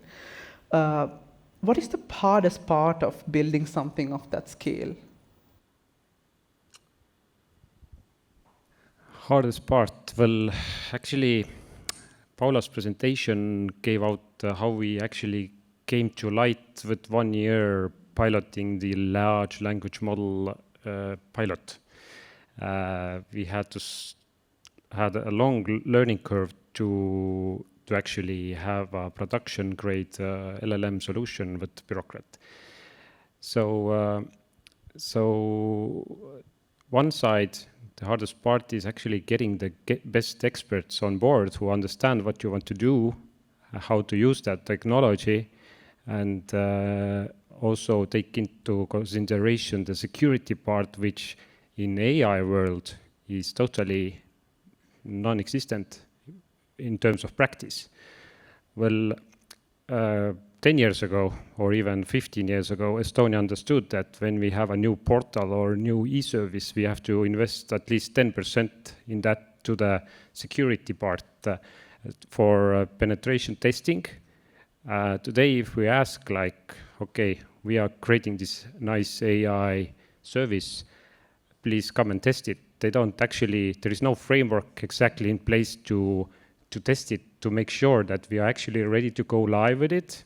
There are so many different risks associated with that, but I guess I could go on about the hardest parts, because one part is actually managing expectations of the whole society. Like when Bürokratt was born 5 years ago, then everyone actually was advertised that you can buy plane tickets and get married with it, right? But actually the technology wasn't there then. The technology came 3 years ago, and actually 1.5 years ago came the Estonian model in private sector that could actually speak Estonian. So in that sense, I guess we are on the right track, and managing expectations is something we have to be very careful with, because we have to explain to our own managers in RIA, we have to explain to the citizens, we have to explain to the customers who are using Bürokratt, and they all have to somehow understand where we are with all this kind of social developments in terms of AI, what can be done today, where are the legal whatever restrictions, and also coming back to the experts who can actually help us to do wonderful things. It's like very complex and hard thing to do, but we are very positive and continue doing until we succeed. Yeah, I think regulating expectations is one of the key aspects of building AI, so that the users have the right expectations when they start using the products. Ville, from your perspective, when it comes to challenges, you're on the UN Advisory Board for Digital Public Infrastructure. When we talk about trustworthy AI in the public sector, on a global scale, what are the challenges you see? Yes, so I've been part of a couple of groups working on the digital public infrastructure safeguards for the UN. And during the time when we started drafting those safeguards, we actually learned that it's not only about a specific area, but we should actually look into the digital services as a whole. So if we think about the role of AI, of course we can and we should discuss it separately. But for the guidelines for building digital services, I think it's more a topic of considering the whole process, who are involved, who are all the stakeholders, which are the areas of the infrastructure we need to consider. So I don't see it as an AI topic only. And I think that's what can make it also pretty complex, because those are projects which are multi-stakeholder. The different building blocks of digital services come from even different organizations. So when we think about anything like DPI safeguards and how we can make it sustainable infrastructure, well, it's a multi-stakeholder work. And I think AI as an area needs special attention. That's why we have these guys here. But I mean, it's a thing that cannot be left alone, or it cannot be separated from the rest of building digital services. Mm-hmm. And then that also sort of brings me to the next question, which is common for all three of you. So please feel free to pitch in and answer. I think one of the key strategic decisions by Estonia in the early 90s was extreme focus in technology education.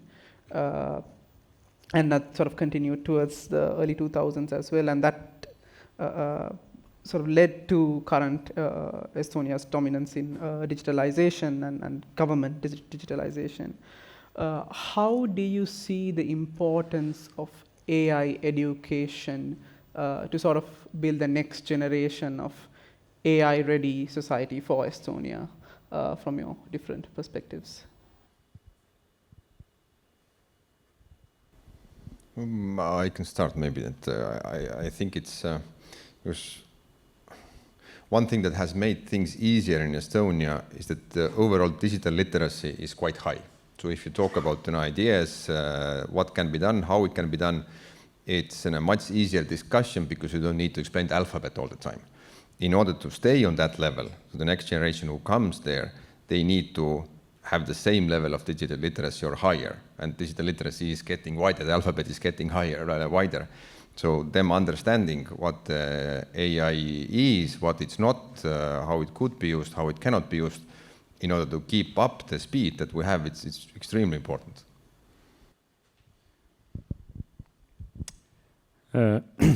So adding to the question, another question maybe. Since we have like a huge let's say, expectation creator from outside of Europe, and actually the big tech is leading the expectations of what people will see in the future as services, then the question today in the public sector is actually, should we do something about it to align what the outlook of a service is in terms of the LLM using, feeling, talking with it? Should we do something to at least align with the same developments and try to be in combination like valuable for the citizen eventually? Or should we continue innovating in a similar incremental ways as we have done before generative AI age, and hope that people will come and use these services under the hoods while logging into portals and these mobile apps that you have to get everyone separately for doing specific tasks? So it's a question I'm like struggling myself today, and I guess every country should think about it today. Yeah, listening to all the experience from Estonia, well, as a Finn, I have a privilege to comment a bit from outside now, but yeah, I really agree that Estonia has done a lot, and especially in terms of how the education in Estonia has been supporting digitalization. Overall in Europe, I have been a bit concerned to see that we have sometimes, well, we can recognize a generation of young people who can tap a screen, but they cannot tap a keyboard. And that's something what makes me worry, and to think about, do we need more people capable of coding in the future, or is it a thing which is going to be solved, for example, by low-code AI, whatever, that is it going nicely, or should be we actually worried? I really don't have an answer to that, but that's one thing I've been thinking about a lot. Mm-hmm. Mm-hmm. And by the way, we can shift to the next slide as well. Yeah, this one. So if the audience, if you have any questions, please feel to scan the QR, and we'll be opening for questions after the session ends. My next question to you, Marco, is RIA is an organization that works with a lot of partners, and you mentioned this in your previous answer as well. So you have this ecosystem of universities, technology consulting firms like Rootcode, and startups working with you. How important is this ecosystem to your success? I can give you a very long answer, but it has been 1.5 years since I've been working in RIA, and since I came out from academia directly to RIA, then the first thing I said in the first conference I was invited was that academia has to do more collaboration with public sector. This is a struggle I've seen actually solved in Denmark, for example, where students are with their groups involved in handling real-time projects problems as problem-based learning methodology. So the things I try to do, at least in our team, is to involve as many different scale students from bachelor to PhD. And since I've gone through all these levels, I can basically already predict or have a foresight what we can gain from these groups with specific grade. Today we have one PhD student specifically working on the Agentic state vision, and it aligns with his PhD thesis, so it's a win-win for us. In terms of other stakeholders, as Paula mentioned, the 1-year period to launch first production chatbot with LLM went thanks to Microsoft support, where they basically for free helped us to make some very small detailed configurations with their Azure environment that finally started working well. And I guess my product owners, which both of them are here, are very good at finding the best companies to help us to innovate as quickly as possible. So in that sense, we have found partners who see the value of open source, who see the value of actually getting things done with AI, and who are willing to go a step further from what is written on the procurement maybe like requirement, because it's sometimes very hard to get these types of developers on board, and since before AI, there was a statistics that around 70% of IT projects fail. Today we saw a slide where 95% of Gen AI startups fail. So it's really like almost like being a doctor and surgeon to get a AI project going well today. And that's why we need this kind of ecosystem around us as well. Yes, exactly. And I think even from our experience working with RIA, the hardest part of the entire solution becomes nailing those first early use cases and the architecture, right? All right. Peter, now Notal has been working in defense a lot, and you are heading Notal's defense division. What is your advice for young technology companies or young technology individuals and enthusiasts who want to build startups focusing on the European defense sector? I think the defense has been sliced and diced many different ways, but the one that I like the most is basically having a tactical level, operational level, strategic level, political level. And I think it's very important for the startups to understand in which level they want to play, because go to market, what you present, how you present, to whom you present, where's the money, how to access that money is very different on these different levels. So if you kind of try to flip-flop between these levels, it's not going to happen. I think secondly, the domain expertise is a key there. Unfortunately, in Europe, the defense hasn't been exactly the popular topic over the past 20 years. So there is a lot of talent missing in defense. So finding the people who are talented and who have a domain knowledge and who are eager to do something, it's not that easy. So to finding that part is difficult. And in European defense, patience, it takes time. If somebody thinks the public sector is slow, then try defense. All right. Ville, so NIIS, it's the organization itself has a unique model. It's a multi-country organization jointly governing something as critical as X-Road. How does that, and it's completely open source as well. So how does this collaborative governance model and being open contribute to trustworthiness? Yeah, I think our operating model is very interesting because we currently have 8 governments working with us and very different by the size of the countries. I mean, the biggest one with us is Ukraine. The smallest one with us is the Åland Islands as autonomous part of Finland. So it's a big difference between our members and stakeholders, but still many of the aspects related to digital public infrastructure or digital services are quite much the same. It doesn't make a big difference, finally, if we talk about Ukraine or we talk about the Faroe Islands, but they all provide the services the same way. And they all have something to learn from each other. So the model how we operate is that our members are fully funding us, we are organizing public procurements, and we are developing jointly open source solutions to be used by our members and anyone else who is willing to adapt those, like X-Road. Mm-hmm.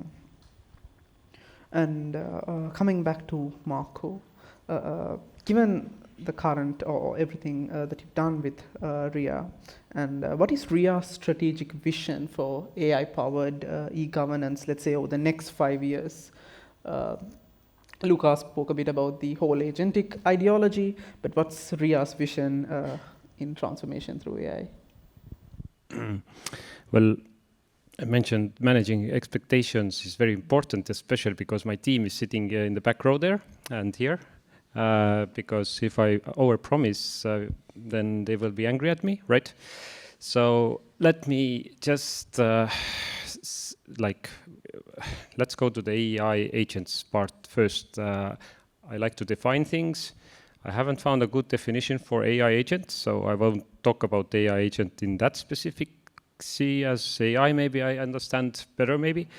But agentic state, let's say we want to reach it. Definitely, it's a good idea. And to start with, we have, I guess, what I understand, at least for getting somewhere with the agentic state, the first rule is to have a foundation. Do we have a foundation, right? Do we have X-Road? Yes. Do we have e-identity? Great. 2 things done. Do we have a platform where we can actually practice decentralized AI? Great. It's Bürokratt. Bürokratt is decentralized AI network. That's what we are doing today. Don't mind that it's only chatbots today. We can actually start building up on this intelligence part, which I mentioned before, is the foresight. We are reaching the foresight when the models are better. So we are sort of monitoring what is up there and try to implement parts that are actually in practical means working. So this is what we are doing daily to see what has someone done and so on. And but still, if you ask about 5 years, I say for us, agentic state is like a town that doesn't exist, but we know the direction, but there is no highway to go there. It's like step by step. We know actually the first 4 kilometers. First kilometer is done. It's the chatbots and the foundation. And the network will be by the end of this year. This is the first stage. And by the 4th stage, we will have personalized AI assistants working for the citizen. What are the next steps to get to the agentic state? I don't know. My team doesn't know. But we are pretty sure we are on the right track to get there. So that's what we see. Will it take 5 years? Will it take 4 or 6? We just are moving at the moment. And given the pace of how AI evolves as well, it's very hard to say anything definite. Actually, I wanted to answer this question with the first sentence, that assuming that quantum computing doesn't ruin it all, right? Exactly. All right, and Peter, from a different perspective, I think as technology firms, I think we build products and you do the same as well. How do you see the productivity implication of AI within the workforce? Have you seen major productivity gains due to AI in Nortel? Short answer is yes. The longer answer is that it's very difficult to measure. And our current, the best guess is that depending on a project, depending on a role, the productivity gain is something between 10 to 60%. The challenge is there actually where what keeping the productivity gain back comes from the regulatory hurdles. Because whenever you want to use generative AI to speed up the development, you probably need to send quite a bit of data to AI, which is hosted who knows where. If that's allowed, not allowed, that's a legal question. Usually that takes a lot of time in legal departments to figure out, and sometimes they even don't figure out. So that is quite a big stopper. And also what we have seen from our experience, that adoption curve for our own people to understand what AI is, accept the new reality, and then flourish in the new reality.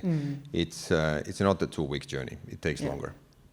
And I think from our experience, it's the same as well. It's more of a lot of context engineering around these tools to make sure they have the right context instead of saying, okay, fix this. Yeah. A common question to all three of you. How do you see the importance of AI as a strategic asset in European defense and in the defense sector as a whole?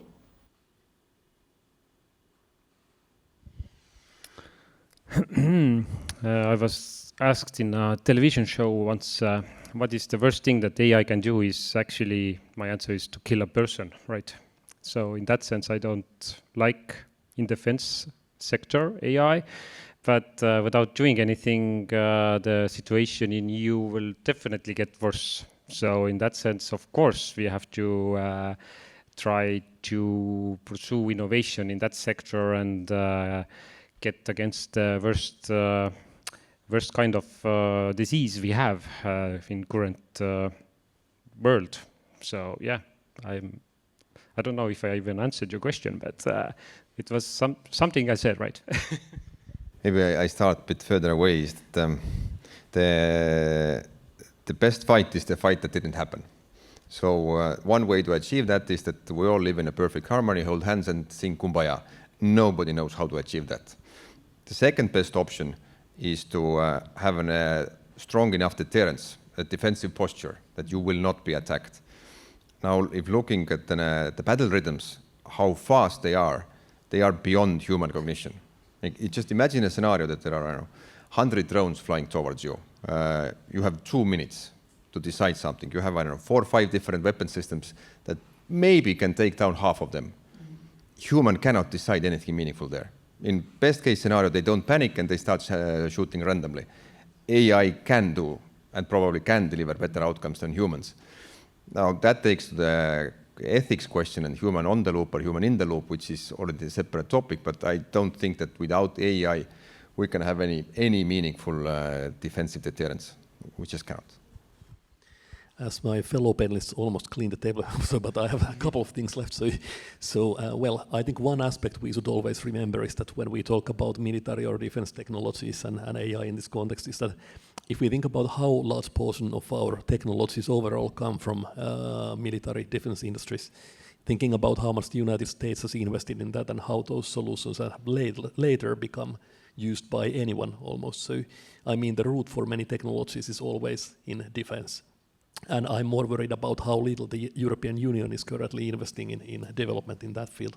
And so, I mean, it's the way how we think. If we think about the wartime conditions and what bad can happen with AI, that's one aspect. But the other one is that all of this development could bring us some new technologies that can be also used in other times. So it's not only about what we build for fighting. Yeah, that makes a lot of sense, because I think a lot of the great technologies we use they all sort of stemmed from the first couple of world wars we had. All right, Ville, you said something interesting early on about the upcoming X-Road 8, I guess named it Spaceship, and its promise to transform X-Road into a data space solution. What is a data space, and why is it important now to take that leap for X-Road? Yeah, data spaces are a quite recent concept of creating a data sharing framework which is following commonly agreed governance and trust principles. And it's bringing some new interesting aspects to data exchange in solutions like X-Road and otherwise. So previously we have been locking many details like what kind of protocols we exactly use, what kind of interfaces we use. But with data spaces, the idea is to split it into governance, trust, and data transfer separated. So we have more flexibility in how we actually want to implement data exchange. And the good part is that data spaces involve standards. So right now there is the process of creating international data space standard, which is in an ISO process. And it's co-created between organizations involved in data spaces development. What it means in practice, it means that the users of X-Road or any other system implementing the same standards, they have increased interoperability with each other. But for the future, I think the question is not about an organization level of data interoperability, but it's about how we federate data ecosystems. So having a unified model for the ecosystems or data spaces, like we call it here, brings us also the possibility to develop further data spaces federation standards. And in the ideal state in the future, we would actually have a large number of data spaces around Europe and globally, which can be federated with each other. And again, this type of distributed data sharing in trusted environments is helping us to advance the development of AI and many other things. So data spaces is something unique. For now, it's something everyone discusses, but I recommend to check the ISO standard if you are interested in how it works. And also the Data Spaces Support Center has a very good introduction to data spaces. All right, so we can move to a couple of audience questions in the interest of time, but the speakers would be here, so please feel free to talk to them after the event. So the most voted question is, how transparent should governments be about the algorithms and data sets used in their AI systems? You're looking at me? Yes? Okay. The transparency and explainability, right? It's a major topic. And for that, I see actually very good researchers could come and help and tell us how we can be more transparent. And I actually asked the head of Explainable AI Excellence Center in Tartu, or it's like a consortium of universities in Estonia. I asked if I have a open source chatbot software. Is it explainable? No. Okay, it's not. Fine. Then I did some research myself and sort of verified how much should we focus on the explainability and transparency. And there was a research done in that matter, and someone like basically summarized that the more you try to explain it, the more confusing it gets and the more you have to do it again. So the question is like, do you actually want to implement efficient AI service? And of course, help is needed there for the research to come and tell how to do it. But if we would have to do it ourselves, then we would need at least 3 more extra people on board, for which we don't have salary to pay for, based on the budget we have.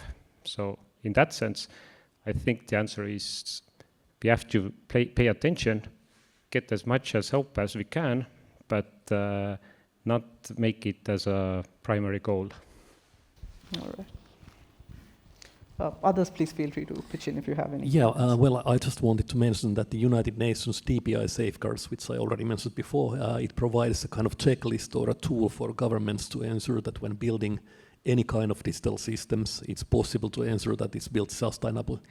And that's one aspect. And the other thing I wanted to add is that, well, while we are thinking about the risks of AI, it's good to remind ourselves of other risks. So when we talk about transparency of AI, let's ask ourselves, how transparent are the rest of the systems? And I think that's something we should always keep in mind. All right, we'll go for our last question. This is an interesting one. This is for all 3 of you, of course. Currently, the question goes as, currently the most powerful AI models are trained by countries with very different political and economic systems. How can we ensure that the models adopted by governments are not biased and are used in a fair and responsible way?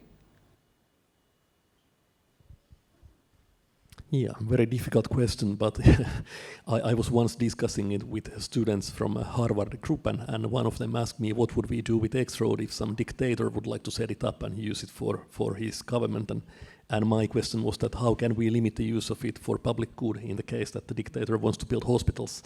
So I mean, it's a kind of topic that how do we know for what purposes any technologies are finally being used, and it makes it very difficult ethically to consider.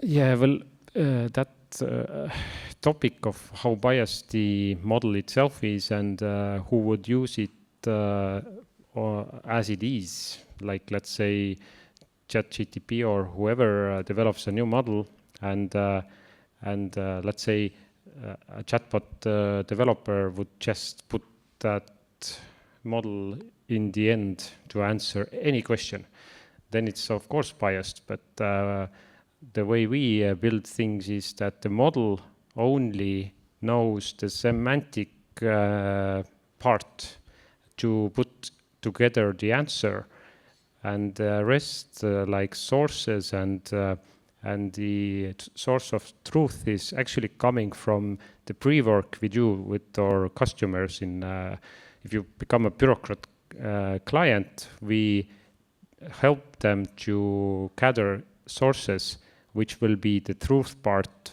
based on which the answers will be put together. So the short name for that is RAG. The long name is Retrieval Augmented Generation.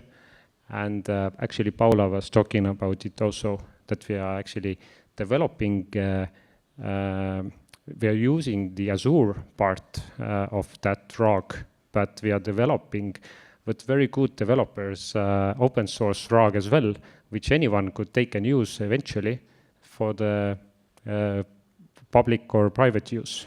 So this is actually where we can leave the bias part aside and just let the model make the human and sentence understandable from the sources we give the solution to. So that's how we solved it, at least. And to make sure that the answer is not wrong, you also can add a source to that, like a link in the end of the answer, so the person who receives the answer can go and check the real document behind that answer. For that, we have Carl sitting there, who is fluent in building RAGs and understanding chunking, vectorization, agentic search, and stuff like that. I think that trying to implement that in a model itself, probably it's not going to happen anyways, because also for the people, if the government clerks goes crazy, it goes crazy. You have checks and balances around that, and that's what needs to be implemented. So whatever model you use, whatever output it produces, needs to be somehow validated. And if it goes crazy, you just kill it. Okay. And then just to, I think, add to all what all three of you said, even in the RAG system that we are working on, there is a whole suite of evals that we use before the model answers anything. And that's exactly where the check and balance comes in. Is it so? It's better to say I don't know than to say something wrong or to be manipulated by a user.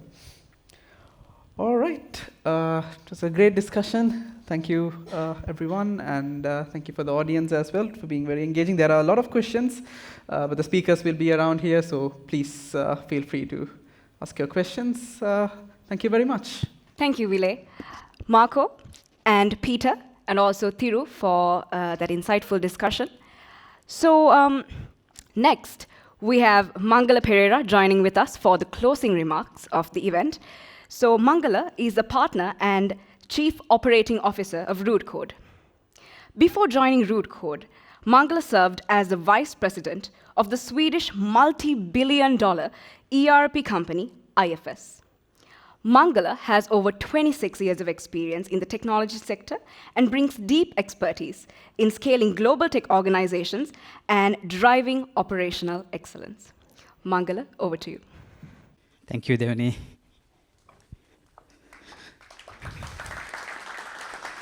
So, what an incredible afternoon it has been. Do you agree? Yeah?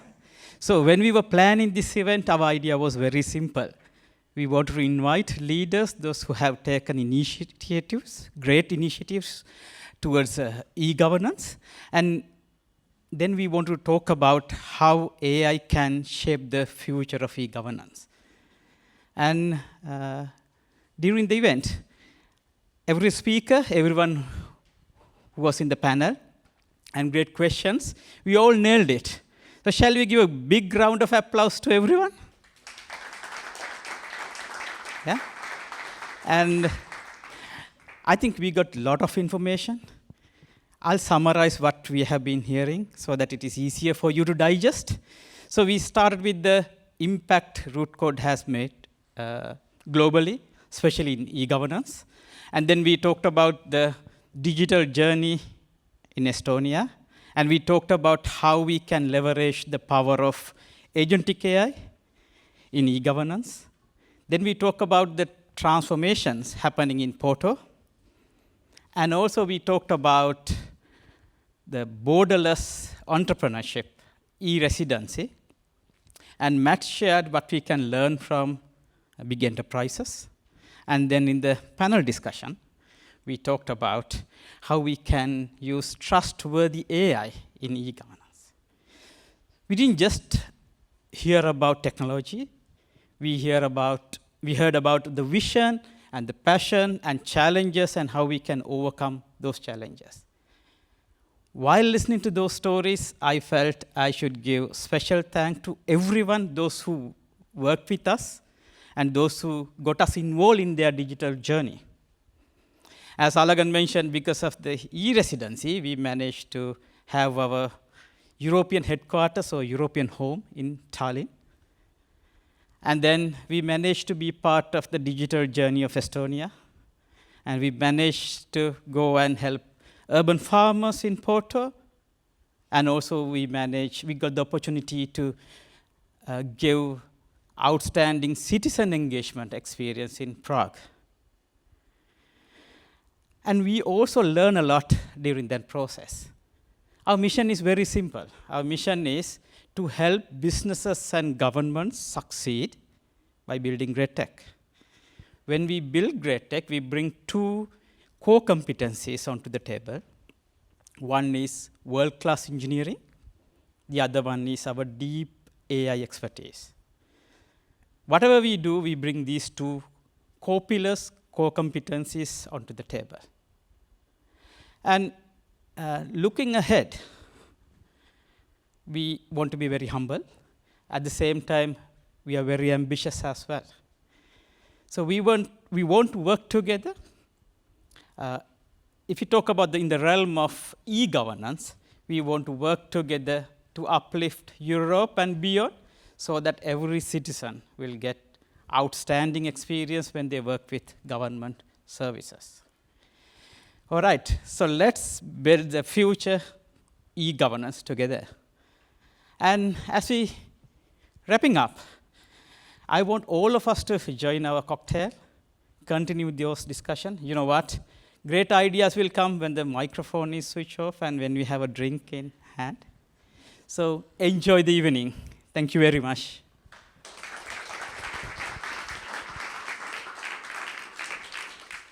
Thanks a lot, Mangala. So that brings to the end of our agenda for today. I think it's been a fantastic evening, and the conversations don't have to end here, actually. We have cocktails and we have some foods arranged, so please enjoy, have a great time, network with our speakers and the panelists, have a good time, and have a great evening. See you all in the networking session. Thank you so much.